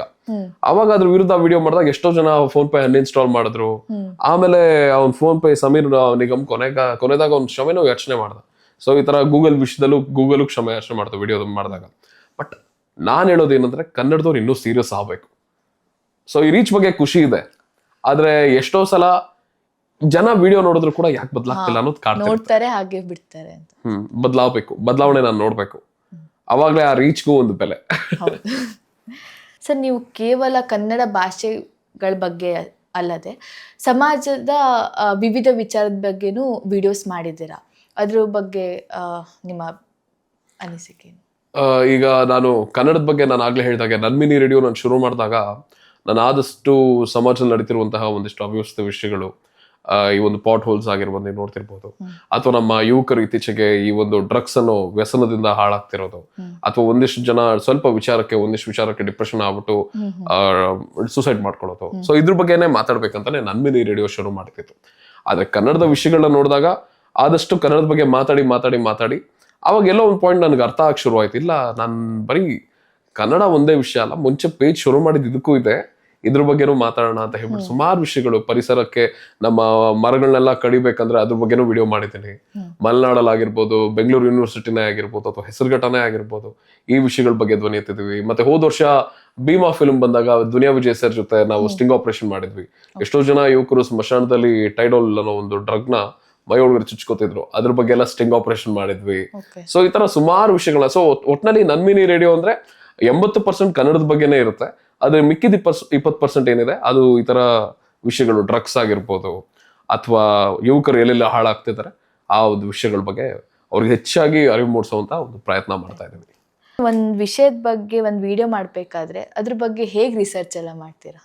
ನೋಡಿ, ಅಂದ್ರೆ ನಾನು ಪೇಜ್ ನ ಶುರು ಮಾಡಿದ್ದು ಒಂದು ವರ್ಷ 2 ವರ್ಷ ಆ ಒಂದು ಸಮಯದಲ್ಲಿ ನಾನೇ ವಿಷಯಗಳನ್ನ ಹುಡುಕ್ತಾ ಇದ್ದೆ, ಏನಾಗ್ತಿದೆ, ಜಾಸ್ತಿ ನ್ಯೂಸ್ ನ ನೋಡ್ತಾ ಇದ್ದೆ. ಕರ್ನಾಟಕದಲ್ಲಿ ಅಂದ್ರೆ ಭಾರತದಲ್ಲಿ ಏನಾಗ್ತಿದೆ ಅನ್ನೋದಕ್ಕಿಂತ ನಮ್ಮ ನಾಡಲ್ಲಿ ನಮ್ಮ ಸುತ್ತಮುತ್ತ ಏನ್ ನಡೀತಿದೆ ಅಂದ್ಮೇಲೆ ಅದನ್ನೇ ತಿಳ್ಕೊಬೇಕು. ನಾವು ಬರೀ ಮೊದ್ಲಿಂದ ನಾವು ಆಚೆನೆ ತಿಳ್ಕೊತಾ ಇದ್ವಿ. ಸೊ ನಮ್ಮ ನಾಡಲ್ಲಿ ನಮ್ಮ ಸುತ್ತಮುತ್ತ ಏನ್ ನಡೀತಿದೆ ಅದ್ರ ಬಗ್ಗೆ ತಿಳ್ಕೊಂಡು ಆಮೇಲೆ ನಾನೇ ಒಂದಿಷ್ಟು ಸ್ಕ್ರಿಪ್ಟ್ ಮಾಡ್ಕೊಂಡು ವಿಡಿಯೋ ಮಾಡ್ತಿದ್ದೆ. ಸೊ ಈಗ ಹೆಂಗಾಗಿದೆ ಅಂದ್ರೆ ಜನನೇ ಕಳಿಸ್ತಾರೆ ನನಗೆ, ಸರ್ ಹಿಂಗಾಗಿದೆ ನೋಡಿ ಅಂತ ತುಂಬಾ ಮೆಸೇಜಸ್ ಇರುತ್ತೆ ನನಗೆ. ಸೊ ಅದ್ರಲ್ಲಿ ಇವಾಗ ಪ್ರಮುಖವಾಗಿ ಜನಕ್ಕೆ ತಲುಪಬೇಕಾಗಿರೋ ವಿಷಯ ಯಾವ್ದು ಅದನ್ನ ಆಯ್ಕೆ ಮಾಡ್ಕೊಂಡು ಅದ್ರ ಬಗ್ಗೆ ನನ್ನ ಕೈಲಾದಷ್ಟು ಒಂದಷ್ಟು ರಿಸರ್ಚ್ಗಳನ್ನ ಮಾಡಿ ಅದಾದ್ಮೇಲೆ ವಿಡಿಯೋ ಮಾಡ್ತೀನಿ. ಸರ್, ಪಠ್ಯ ಪುಸ್ತಕಗಳಲ್ಲಿ ನಮ್ಮ ರಾಜ್ರ ಬಗ್ಗೆ, ಅವ್ರ ಸಾಧನೆಗಳ ಬಗ್ಗೆ ಎಲ್ಲ ಸರಿಯಾದ ಇನ್ಫಾರ್ಮೇಶನ್ ಕೊಡ್ತಾ ಇಲ್ಲ. ಅದ್ರ ಬಗ್ಗೆ ನೀವು ಏನು ಹೇಳ್ತೀರಾ? ನೋಡಿ, ಮೊದ್ಲಿಂದಾನು ಈ ದೇಶದ ಒಂದು ಒಕ್ಕೂಟ ವ್ಯವಸ್ಥೆ ಏನಾಗಿದೆ, ಭಾರತ ದೇಶದ ಒಕ್ಕೂಟ ನಾವೇನ್ ನೋಡ್ತಾ ಇದೀವಿ, ಮೊದ್ಲಿಂದಾನು ನಮ್ಗೆ ಉತ್ತರದ ಒಂದು north Indians great, north Indians ಅಲ್ಲಿ ಆಗಿರೋ ಒಂದು ಇನ್ವೇಷನ್ ಆಗಿರ್ಬೋದು, ಆಕ್ರಮಣ ಆಗಿರ್ಬೋದು, ಅದೇ ಗ್ರೇಟ್. ನಮ್ ಕನ್ನಡದವ್ರು ಏನೂ ಅಲ್ಲ ಅನ್ನೋ ತರ ನಾವು ಚಿಕ್ಕ ವಯಸ್ಸಿಂದ ನಮ್ಗೆ ಅದೇ, ನಾವು ಚಿಕ್ಕ ವಯಸ್ಸಿಂದ ಹಿಂದಿ ಫಿಲ್ಮ್ಸ್ ಅಥವಾ ಹಿಂದಿಯಲ್ಲಿ ಬರ್ತದಂತಹ ರಾಜರದು ಅಥವಾ ಮುಸ್ಲಿಂ ರಾಜರದು ಅಥವಾ ಬೇರೆ ಮಹಾರಾಷ್ಟ್ರ ರಾಜರದು ಅದನ್ನೆಲ್ಲ ನೋಡಿದ್ರೆ ಹೌದು ಅವರೇ ಗ್ರೇಟು. ನಾನು ಯೋಚನೆ ಮಾಡ್ತೇನೆ ಚಿಕ್ಕ ವಯಸ್ಸು, ನಮ್ಗೆ ಹಂಗಂದ್ರೆ ನಮ್ದು ಏನು ಇತಿಹಾಸನೇ ಇಲ್ವಾ, ಅವ್ರು ಗ್ರೇಟು, ಅವ್ರು ನಮಗೋಸ್ಕರ ಎಲ್ಲ ಮಾಡಿದಾರೆ ಅಂತ ನಾವು ಯೋಚನೆ ಮಾಡ್ತಾ ಇದ್ವಿ. ಯಾವಾಗ ಈ ನನ್ಮಿನಿ ರೇಡಿಯೋ ಶುರು ಮಾಡಿದ್ಮೇಲೆ, ಯಾವಾಗ ಕರ್ನಾಟಕ ಬಲ, ಭುವನೇಶ್ ಅಂತವರೆಲ್ಲ ಪರಿಚಯ ಆದ್ಮೇಲೆ ಇಷ್ಟೊಂದೆಲ್ಲ ಇತ್ತ ನಮ್ಮ ಇತಿಹಾಸ. ಅದ್ರಲ್ಲೂ ಧರ್ಮೇಂದ್ರ ಸರ್ ಮೈಸೂರು ಇತಿಹಾಸ ಎಲ್ಲ ಹೇಳ್ಬೇಕಾದ್ರೆ ಇಷ್ಟೊಂದೆಲ್ಲ ಇದೆಯಾ ನಮ್ಮ ಇತಿಹಾಸ, ನಮಗ್ ಗೊತ್ತಾಗ್ಲೇ ಇಲ್ವಾ? ಸೊ ಇದಕ್ಕೆಲ್ಲ ಮುಖ್ಯ ಕಾರಣ ಏನಂದ್ರೆ ರಾಜಕೀಯ ಕುತಂತ್ರ. ಇದು ಹೆಂಗೆ ರಾಜಕೀಯ ಕುತಂತ್ರ ಅಂದ್ರೆ, ಮೊದ್ಲಿಂದ ನಾನು ಆಗ್ಲೇ ಹೇಳಿದಾಗೆ ಈ ಕಾಂಗ್ರೆಸ್ ಆಗಿರ್ಲಿ, ಬಿಜೆಪಿ ಆಗ್ಲಿ ಕಾಂಗ್ರೆಸ್ ಆಗಿರ್ಲಿ, ಅವ್ರಿಗೆ ಯಾವತ್ತೂ ಕೂಡ ಕನ್ನಡಿಗರು ರೀಜನಲಿ ಅಂದ್ರೆ ಪ್ರಾದೇಶಿಕವಾಗಿ ಕನ್ನಡಿಗರು ಗಟ್ಟಿ ಆಗಬಾರ್ದು. ಯಾವಾಗ ಕನ್ನಡಿಗರು ಇತಿಹಾಸ ತಿಳ್ಕೊಂಡ್ಬಿಟ್ರೆ ಕನ್ನಡಿಗರು ಒಂದಾಗ್ಬಿಡ್ತಾರಲ್ವಾ, ಕನ್ನಡಿಗರು ಸ್ವಾಭಿಮಾನಿಗಳಾಗ್ಬಿಟ್ಟು ಕನ್ನಡಿಗರು ಪ್ರಶ್ನೆ ಮಾಡ್ತಾರೆ. ಸೊ ಅದಕ್ಕೋಸ್ಕರನೇ ಆದಷ್ಟು ನಮ್ಮನ್ನ ಡಿವೈಡ್ ಮಾಡಿ ಮಾಡಿ ಮಾಡಿ ಇವತ್ತು ಈ ಮಟ್ಟಕ್ಕೆ ಬಂದಿದೀವಿ. ಆದ್ರೆ ನಮ್ಮ ಇತಿಹಾಸವನ್ನ ನಾವು ತಿಳ್ಕೊಳ್ಳಿಲ್ಲ ಅಂದ್ರೆ ನಾವು ಇತಿಹಾಸನ ಸೃಷ್ಟಿ ಮಾಡೋದಕ್ಕೆ ಸಾಧ್ಯನೇ ಇಲ್ಲ. ಸೊ ಹಾಗಾಗಿ ಇವಾಗ ನಾವೆಲ್ಲ ಅದೇ ಪ್ರೆಷರ್ ಆಗ್ತಿರೋದು ಸರ್ಕಾರಕ್ಕೆ. ಅದರಲ್ಲೂ ನಮ್ಮ ಇಮ್ಮಡಿ ಪುಲಿಕೇಶಿ ಮಹಾರಾಜರ ಬಗ್ಗೆ ಅಮೋಘ ವರ್ಷ ನಮ್ಮಲ್ಲಿ ಹುಡ್ಕಿದ್ರೆ ಏನು ಒಂದೆರಡು ರಾಜ ಇಲ್ಲ, ಸಾಕಷ್ಟು ರಾಜರಿರ್ತಾರೆ. ಸೊ ಅವರ ಬಗ್ಗೆ ಪಠ್ಯ ಪುಸ್ತಕದಲ್ಲಿ ಬರ್ಬೇಕು ಅಂತ ನಾವು ಪ್ರೆಷರ್ ಹಾಕೋ ಒಂದು ಕೆಲಸ ಮಾಡ್ತಾ ಇದ್ದೀವಿ. ಈ ನಮ್ಮ ಇತಿಹಾಸಗಳ ಬಗ್ಗೆ ನಮ್ಮ ನೆಕ್ಸ್ಟ್ ಪೀಳಿಗೆಗೆ ಪಠ್ಯ ಪುಸ್ತಕ ಹೊರತಾಗಿ ಯಾವ ಮಾರ್ಗದಲ್ಲಿ ಇನ್ಫಾರ್ಮೇಶನ್ ತಲುಪಿಸ್ಬೋದು ಅನ್ಸುತ್ತೆ? ಈಗ ನೋಡಿ, ಈಗಾಗಲೇ ಮಕ್ಳಿಗೆಲ್ಲ ಜಾಸ್ತಿ ಎಲ್ಲ ಯುವಕರು ಮಕ್ಕಳೆಲ್ಲ ಸೋಷಿಯಲ್ ಮೀಡಿಯಾ ಯೂಸ್ ಮಾಡ್ತಿರೋದ್ರಿಂದ ನಾವೆಲ್ಲರೂ ರೀಲ್ಸ್ ಮಾಡ್ತಾ ಇದ್ದೀವಿ. ಇಮ್ಮಡಿ ಪುಲಿಕೇಶಿ ಮಹಾರಾಜರ ಬಗ್ಗೆ ಇತ್ತೀಚೆಗೆ ಅಮೋಘ ವರ್ಷ ನೃಪತುಂಗ ಮಹಾರಾಜರ ಒಂದು ಜಯಂತ್ಯೋತ್ಸವ ಆಚರಣೆ ಮಾಡಿದ್ವಿ. ಸೊ ಸೋಷಿಯಲ್ ಮೀಡಿಯಾನೇ ಒಂದು ದೊಡ್ಡ ಮಾರ್ಗ. ಅದ್ರ ಜೊತೆಗೆ ಒಂದಿಷ್ಟು AI ಫಿಲ್ಮ್ಸ್ ಅಥವಾ ಇವಾಗ ನಮ್ ಜನ ಕನೆಕ್ಟ್ ಆಗೋದೇ ಫಿಲ್ಮ್ಸ್ ಇಂದ, ಎಂಟರ್ಟೈನ್ಮೆಂಟ್ ಇಂದ. ಸೊ ಎಂಟರ್ಟೈನ್ಮೆಂಟ್ ಅಲ್ಲಿ ಸೋಷಿಯಲ್ ಮೀಡಿಯಾನು ಒಂದು ಪಾರ್ಟ್. ಅದು ದೊಡ್ಡ ಪಾತ್ರವನ್ನು ವಹಿಸ್ಕೊಳ್ಳೋದಂದ್ರೆ ಚಿತ್ರಗಳು, ವೆಬ್ ಸೀರೀಸ್ಗಳು. ಸೊ ನಮ್ಮ ಹೊಂಬಾಳೆ ಪ್ರೊಡಕ್ಷನ್ಸ್ ಆಗಿರ್ಬೋದು ಅಥವಾ PRK ಪ್ರೊಡಕ್ಷನ್ಸ್ ಆಗಿರ್ಬೋದು, ಸೊ ಈ ತರ ದೊಡ್ಡ ದೊಡ್ಡ ಬ್ಯಾನರ್ಸ್ ಅಲ್ಲಿ ಯಾವ್ದೆಲ್ಲ ಪ್ರೊಡಕ್ಷನ್ ಹೌಸ್ ಇದೆ ಕರ್ನಾಟಕದಲ್ಲಿ, ಅವ್ರು ಮುಂದೆ ಬಂದ್ಬಿಟ್ಟು ಕನ್ನಡ ರಾಜರ ಬಗ್ಗೆ ಫಿಲ್ಮ್ಗಳು ಮಾಡಿದ್ರೆ ಖಂಡಿತ ದೊಡ್ಡ ಮಟ್ಟದಲ್ಲಿ ಮಕ್ಕಳಿಗೆ ಮತ್ತೆ ಇಡೀ ಕರ್ನಾಟಕಕ್ಕೆ ಮುಟ್ಟಿಸ್ಬೋದು. ಸರ್, ರಾಷ್ಟ್ರೀಯತೆ ಅಂದ್ರೆ ಕೇವಲ ಉತ್ತರ ಭಾರತಕ್ಕೆ ಮಾತ್ರ ಸೀಮಿತನ, ಅಥವಾ ನಮ್ದು ದಕ್ಷಿಣ ಭಾರತದಲ್ಲಿ ಎಷ್ಟೊಂದು ರಾಜ್ಯಗಳು ಕೊಡುಗೆಗಳನ್ನು ಮಾಡಿದ್ದಾರೆ, ಅವ್ರನ್ನೆಲ್ಲ ನಾವು ಹೇಗೆ ನೋಡ್ಬೇಕು ಅಂತ ಭಾವಿಸ್ತೀರಾ? ನೋಡಿ, ಇವತ್ತು ರಾಷ್ಟ್ರೀಯತೆ, ಹಿಂದುತ್ವ ಅಥವಾ ಏನೇ ಮಾತಾಡಿದ್ರು ಇವರು ಅಲ್ಲಿಂದ ನಮಗೆ ತೋರಿಸ್ತವ್ರೆ. ಉತ್ತರ ಭಾರತ ನಾರ್ತ್ ಇಂಡಿಯನ್ಸ್ ನ ನೋಡ್ಬಿಟ್ಟು ಇದೇ ನಮ್ಮ ರಾಷ್ಟ್ರೀಯತೆ, ಇದೇ ನಮ್ಮ ಹಿಂದುತ್ವ ಅಲ್ಲ. ಏನ್ ಹೇಳಕ್ ಹೊರಟಿದ್ದಾರೆ, ಈ ಒಂದು ಭಾರತ ಒಕ್ಕೂಟ ಭಾರತ ಆಗಿರೋದನ್ನೇ ಎಲ್ಲ ಭಾಷೆಗಳು, ಎಲ್ಲ ಸಂಸ್ಕೃತಿಗಳು, ಎಲ್ಲರ ಇತಿಹಾಸ ಸೇರಿ ಈ ಒಕ್ಕೂಟ ಭಾರತ ನಿರ್ಮಾಣ ಆಗಿರೋದು. ಆದ್ರೆ ನಾನು ಆಗ್ಲೇ ಹೇಳಿದಾಗ್ಲೇ ರಾಜಕಾರಣಿಗಳ ಕುತಂತ್ರ, ಯಾವುದೇ ಕಾರಣಕ್ಕೂ ಕನ್ನಡಿಗರು ಪ್ರಾದೇಶಿಕವಾಗಿ ಗಟ್ಟಿ ಆಗಬಾರ್ದು ಅನ್ನೋ ಒಂದು ಕಾರಣಕ್ಕೇನೆ ಕನ್ನಡಿಗರಿಗೆ ಕನ್ನಡಿಗರ ಇತಿಹಾಸ ಗೊತ್ತಿಲ್ಲ, ಕನ್ನಡಿಗರಿಗೆ ಕನ್ನಡದ ಭಾಷೆ ಬಗ್ಗೆ ಗೊತ್ತಿಲ್ಲ. ಈಗ ಹಿಂದಿ ಅನ್ನೋ ಭಾಷೆ ಹೇಳ್ತಾರೆ ಎಲ್ಲರೂ ಕಲಿಬೇಕು ದೇಶದ ಏಕತೆಗಾಗಿ ಅಂತ, ಅವರೇ ಕನ್ನಡ ಕಲಿಬೋದಲ್ವಾ? ಹಿಂದಿಗೆ ಎಷ್ಟು ವರ್ಷದ ಇತಿಹಾಸ ಇದೆ, ಹೋಗಿ ಹುಡುಕಿದ್ರೆ ಅದ್ರ ಶಾಸನನೂ ನಿಮ್ಗೆ ಸಿಗಲ್ಲ. ಕೇವಲ ಒಂದು 200 ವರ್ಷದ ಇತಿಹಾಸನೂ ಇಲ್ಲ ಹಿಂದಿ ಅನ್ನೋ ಭಾಷೆಗೆ. ಆದ್ರೆ ಕನ್ನಡ ಅನ್ನೋ ಪದಾನೇ 5,000ಕ್ಕಿಂತ ಹೆಚ್ಚು ಇತಿಹಾಸ ಇರುವಂತಹ ಒಂದು ಪದ ಕನ್ನಡ ಭಾಷೆ, ಕನ್ನಡ ಅನ್ನೋ ಪದಾನೇ. ಸೊ ಕನ್ನಡಕ್ಕೆ ನಾವು ನೋಡಿರೋ ಪ್ರಕಾರ 1,2,000 ಇತಿಹಾಸ ಇದೆ ನಮ್ಮ ರಾಜರ ಇತಿಹಾಸನೆಲ್ಲ ನೋಡಿದ್ರೆ. ಸೊ ಹೀಗಿರ್ಬೇಕಾದ್ರೆ ನೀವ್ ಎಲ್ಲಿದ್ದೋ ತಂದ್ಬಿಟ್ಟು ಯಾವ್ದರ್ದೋ ಸಂಸ್ಕೃತಿಯಲ್ಲಿ ತಂದು ನಾವು ಅದನ್ನೇ ಪಾಲಿಸಿದ್ರೆ ಮಾತ್ರ ನಾವ್ ಈ ಭಾರತೀಯರು, ನಾವು ಹಿಂದಿ ಕಲ್ತ್ರೆ ಮಾತ್ರ ಭಾರತೀಯರು. ನಿಜವಾದ ಭಾರತೀಯ ಯಾರು ಗೊತ್ತಾ? ನಿಜವಾದ ರಾಷ್ಟ್ರೀಯತೆ ಅಂದ್ರೆ ಯಾವ್ದು ಗೊತ್ತಾ? ಇವತ್ತು ನಾನು ಕರ್ನಾಟಕದಲ್ಲಿದ್ದೀನಿ, ನಾನೀಗ ತಮಿಳ್ನಾಡಿಗೆ ಹೋಗಿದ ತಕ್ಷಣ ತಮಿಳ್ ಕಲಿತೀನಿ, ನಾನು ತೆಲುಗು ಹೋಗಿದ ತಕ್ಷಣ ತೆಲುಗು ನಾಡಿಗೆ ಹೋಗಿದ ತಕ್ಷಣ ತೆಲುಗು ಕಲಿತೀನಿ, ಕೇರಳಕ್ಕೆ ಹೋಗಿದ ತಕ್ಷಣ ಮಲಯಾಳಂ ಕಲಿತೀನಿ. ಸೊ ಹಾಗಾಗಿ ಅದೇ ತರ ನಾರ್ತ್ ಇಂಡಿಯನ್ಸ್ಗೆ ಅಥವಾ ಯಾರೇ ಭಾರತದಲ್ಲಿರುವಂತಹ ಪ್ರಜೆ, ಅವ್ನು ಯಾವುದೇ ರಾಜ್ಯಕ್ಕೆ ಹೋದಿರೋ ಅಲ್ಲಿರುವಂತಹ ಸಂಸ್ಕೃತಿ, ಅಲ್ಲಿರುವಂತಹ ಭಾಷೆ, ಅಲ್ಲಿರುವಂತಹ ಜನಗಳ ಕಷ್ಟಗಳು, ಅದನ್ನೆಲ್ಲ ಅವನದು ಅಂತ ಅವ್ನು ಯಾವಾಗ ಅರ್ಥ ಮಾಡ್ಕೊಂತಾನ ಅವನು ನಿಜವಾದ ಭಾರತೀಯ. ಅದು ರಾಷ್ಟ್ರೀಯತೆ. ಅದೆಲ್ಲ ಬಿಟ್ಬಿಟ್ಟು ನೀವು ಹಿಂದಿ ಕಲ್ತ್ರೆ ಮಾತ್ರ ನೀವು ಹಿಂದೂಗಳು, ಹಿಂದಿನ ವಿರೋಧಿಸಿದ್ರೆ ನೀವು ಹಿಂದೂ ವಿರೋಧಿಗಳು ಅಂತೆಲ್ಲ ಹೇಳೋದಿಲ್ಲ. ಅದು ದೊಡ್ಡ ಸುಳ್ಳದು. ಹಿಂದಿ ರಾಷ್ಟ್ರ ಭಾಷೆ ಅಂತ ನಾವು ಚಿಕ್ಕ ವಯಸ್ಸಲ್ಲಿ ಎಲ್ಲೋ ಓದಿದ್ದು ದೊಡ್ಡ ಸುಳ್ಳು. ಅದು ಸಂವಿಧಾನದಲ್ಲೇ ಎಲ್ಲೂ ಇಲ್ಲ. ಆಕ್ಚುಲಿ ರಾಷ್ಟ್ರ ಭಾಷೆ ಆಗೋದಕ್ಕೆ ಎಲ್ಲಾ ಅರ್ಹತೆ ಇರೋದು ಕನ್ನಡ ಭಾಷೆಗೆ. ಯಾಕಂದ್ರೆ ಕನ್ನಡ ಭಾಷೆಗೆ ಸಾವಿರಾರು ಅಂದ್ರೆ 2,000-3,000 ವರ್ಷಗಳ ಇತಿಹಾಸನೇ ಇದೆ. ಅದ್ರ ಜೊತೆಗೆ ಈ ನೆಲದ ಭಾಷೆ ಕನ್ನಡ, ಮತ್ತೆ ಶಾಸನಗಳಲ್ಲಿ ಬರ್ಸಿರುವಂತಹ ಭಾಷೆ ಸಿಗುತ್ತೆ ನಿಮ್ಗೆ, ಕನ್ನಡದ ಹಳೆ ಕನ್ನಡಗಳೆಲ್ಲ ಸಿಗುತ್ತೆ, ಹಲ್ಮಿಡಿ ಶಾಸನ ನೀವು ತಗೊಂಡ್ರೆ. ಅದ್ರ ಜೊತೆಗೆ ರಾಜ ಮನೆತನಗಳಲ್ಲೂ ಬಳಸಿರುವಂತಹ ಭಾಷೆ ಕನ್ನಡ. ಸೊ ಹೀಗ ನಮ್ಮ ಕನ್ನಡದ ರಾಜರು ಇಲ್ಲಿಂದ ನೇಪಾಳದವರೆಗೂ ಹೋಗಿ ಆಳಿದ್ದಾರೆ. ಸೊ ಅಲ್ಲಿರುವಂತಹ ನೆಲದ ಭಾಷೆಗಳಿಗೂ ಕೂಡ ಗೌರವ ಕೊಟ್ಟಿದ್ದಾರೆ. ಸೊ ಇಡೀ ಭಾರತದಲ್ಲಿ ಒಂದು ಭಾಷೆ ರಾಷ್ಟ್ರ ಭಾಷೆ ಆಗ್ಬೇಕು ಅಂದ್ರೆ ಯಾವ್ದು ರಾಷ್ಟ್ರ ಭಾಷೆ ಅಂತ ಆಗಬಾರ್ದು. ಮೊದಲನೇದಾಗಿ ಅಕಸ್ಮಾತ್ ರಾಷ್ಟ್ರ ಭಾಷೆ ಆಗೋದಕ್ಕೆ ಎಲ್ಲಾ ಅರ್ಹತೆ ಯೋಗ್ಯತೆ ಇದೆ, ಅದು ಕನ್ನಡ ಭಾಷೆಗೆ ಮಾತ್ರ. ನಮ್ ಇಂಡಿಯನ್ ಹಿಸ್ಟ್ರಿಯಲ್ಲಿ ದಕ್ಷಿಣ ಭಾರತದ ರಾಜ್ಯಗಳ ಕೊಡುಗೆಗಳನ್ನ ಗುರ್ತಿಸಲು ನಮ್ ಕೇಂದ್ರ ಸರ್ಕಾರ ಹಾಗೂ ಇಂಡಿಯಾ ಸಂಸ್ಥೆಗಳೆಲ್ಲ ವಿಫಲವಾಗಿದೆ ಅಂತ ನಿಮ್ಗೆ ಅನ್ಸತ್ತಾ? ವಿಫಲ ಎಲ್ಲೂ ಆಗಿಲ್ಲ. ಅವ್ರು ಮೊದ್ಲಿಂದಾನು ಬೇಕಂತಾನೆ ಕನ್ನಡಿಗರನ್ನ ಇತಿಹಾಸದಿಂದ ದೂರ ಇಡುವಂತ ಕೆಲಸನೇ ಮಾಡ್ತಾ ಬಂದಿದ್ದಾರೆ. ಅವ್ರೇನ್ ವಿಫಲ ಏನಾಗಿಲ್ಲ. ಇದು ಕುತಂತ್ರ 1947ರಿಂದನೂ ಆಗಿರುವಂತಹ ಒಂದು ಕುತಂತ್ರ. ನಾರ್ತ್ ಇಂಡಿಯನ್ಸೇ ಗ್ರೇಟ್ ಅಂತ ತೋರ್ಸೋದಕ್ಕೆ, ಮತ್ತೆ ಎಲ್ಲಾರು ಒಂದೇ ಭಾಷೆಗೆ ಅಂದ್ರೆ ದೇ ಆರ್ ಪ್ರೈಮ್, ಅವ್ರು ನಮ್ಮನ್ನ ಡಾಮಿನೇಟ್ ಮಾಡ್ಬೇಕು ಅನ್ನೋದನ್ನ ತೋರಿಸ್ತಾ ಬಂದಿದ್ದಾರೆ. ಈಗ ಉದಾಹರಣೆಗೆ ನೀವು ಜವಾಹರ್ಲಾಲ್ ನೆಹರು ಅವರು ಅವಾಗ ಸ್ವತಂತ್ರದ ಒಂದು ಸಮಯದಲ್ಲಿ ಅವ್ರು ಡಿಸ್ಕವರೀಸ್ ಆಫ್ ಇಂಡಿಯಾ ಅಂತ ಒಂದು ಪುಸ್ತಕ ಬರೀತಾರೆ. ಅದ್ರಲ್ಲೇ ನೀವು ತಗೊಂಡ್ರೆ ಇಡೀ ನಾರ್ತ್ ಇಂಡಿಯನ್ಸ್ ಬಗ್ಗೆ ಎಲ್ಲ ಹಾಡಿ ಹೊಗಳ್ತಾರೆ ಅವರು. ಅದೇ ಸೌತ್ ಇಂಡಿಯಾ ಅಂತ ತಗೊಂಡಾಗ ತಮಿಳವ್ರನ್ನ ಸ್ವಲ್ಪ ಹೊಗಳ್ ಬರೀತಾರೆ. ಯಾಕೆಂದ್ರೆ ತಮಿಳವ್ರು ಅವತ್ತಿಂದಾನು ಒಂದು ಹೋರಾಟ ಕೊಟ್ಟಿದ್ದಾರೆ ಅವ್ರಿಗೆ, ನಾವು ಹಿಂದಿನ ಒಪ್ಪಲ್ಲ ಹಂಗೆ ಹಿಂಗೆ ಅಂತ. ಆದ್ರೆ ಕನ್ನಡಿಗರು ಆತರ ಹೋರಾಟ ಕೊಟ್ಟಿಲ್ಲ, ಅಥವಾ ಹೋರಾಟ ಕೊಟ್ಟಿದ್ರು ಅದನ್ನ ಮರೆಮಾಚೋ ಒಂದು ಕೆಲಸ ನಡೆದಿದೆ. ಕನ್ನಡಿಗರ ಇತಿಹಾಸವನ್ನ ಆ ಒಂದು ಪುಸ್ತಕದಲ್ಲಿ ಒಂದೇ 2 ಲೈನ್ ಹೇಳ್ಬಿಟ್ಟು ಅಲ್ಲಿ ಮುಗಿಸೇ ಬಿಡ್ತಾರೆ. ಸೊ ಈ ರೀತಿ ಕನ್ನಡಿಗರ ಇತಿಹಾಸವನ್ನ ಮರೆಮಾಚಿ ಇವಾಗ ನೋಡಿ ನಮ್ಮ ಮನೆಗಳಲ್ಲೇನೆ ನಾವ್ ಇಮ್ಮಡಿ ಪುಲಿಕೇಶಿ ಅಂತ ನಾವೇನಾದ್ರೂ ಹೇಳಿದ ತಕ್ಷಣ ನಮ್ಮ ತಂದೆಯವ್ರಿಗೂ ಗೊತ್ತಿಲ್ಲ. ಇಮ್ಮಡಿ ಪುಲಿಕೇಶಿ ಚಿತ್ರ ಬಂದಿತ್ತು, ಅದು ಗೊತ್ತು. ಸೊ ಯಾರೆಲ್ಲ bachelor of arts in history ಓದಿರ್ತಾರೆ ಅವ್ರಿಗೆ ಗೊತ್ತಿರುತ್ತೆ. ಆದ್ರೆ ಅದ್ರಲ್ಲೂ ಜಾಸ್ತಿ ಇಲ್ಲ ಇಮ್ಮಡಿ ಪುಲಿಕೇಶಿ ಮಹಾರಾಜರ ಬಗ್ಗೆ. ಇದೇ ಒಂದು ಕುತಂತ್ರ, ಇದು ವಿಫಲ ಅಲ್ಲ, ಇದು ಬೇಕಂತ ಮಾಡಿರೋದು, ಇದು ಕುತಂತ್ರ. ಕನ್ನಡಿಗರು ಯಾವತ್ತೂ ಕೂಡ ಅವ್ರ ಇತಿಹಾಸ ತಿಳ್ಕೊಬಾರ್ದು. ಯಾಕಂದ್ರೆ ಕನ್ನಡಿಗರು ಇತಿಹಾಸದ ಪೂರ್ತಿ ಕೂಡ ಶ್ರೀಮಂತಿಕೆಯಿಂದ ಗತ ವೈಭವದಿಂದ ಮೆರೆತಿದ್ದೀವಿ. ಸೊ ಹಾಗಾಗಿ ಕೇಂದ್ರ ಸರ್ಕಾರಕ್ಕೂ ಗೊತ್ತು, ಕನ್ನಡಿಗರ ಇತಿಹಾಸ ಕನ್ನಡಿಗರು ತಿಳ್ಕೊಂಡ್ರೆ ಕನ್ನಡಿಗರು ಸ್ವಾಭಿಮಾನಿಗಳಾಗ್ಬಿಡ್ತಾರೆ ಅಂತ. ಯಾಕೆಂದ್ರೆ ಇವತ್ತು ನಮ್ಮ ಮಧ್ಯೆ ಇರೋದೆಲ್ಲ ಜಾಸ್ತಿ ನಿರಾಭಿಮಾನಿಗಳೇ. ಸೊ ಹಾಗಾಗಿ ಈ ಸೋಷಿಯಲ್ ಮೀಡಿಯಾದಲ್ಲೆಲ್ಲ ನೀವು ವಿಡಿಯೋಸ್ ನೋಡ್ತಾ ಇರ್ತೀರಾ, ಈ ಬೆಂಗಳೂರಲ್ಲಿ ಏನೇ ಗಲಾಟೆ ಆಗಿದ್ರು ಕನ್ನಡ ಭಾಷೆನ ತಗೋಬರ್ತಾರೆ ನಾರ್ತ್ ಇಂಡಿಯನ್ಸು.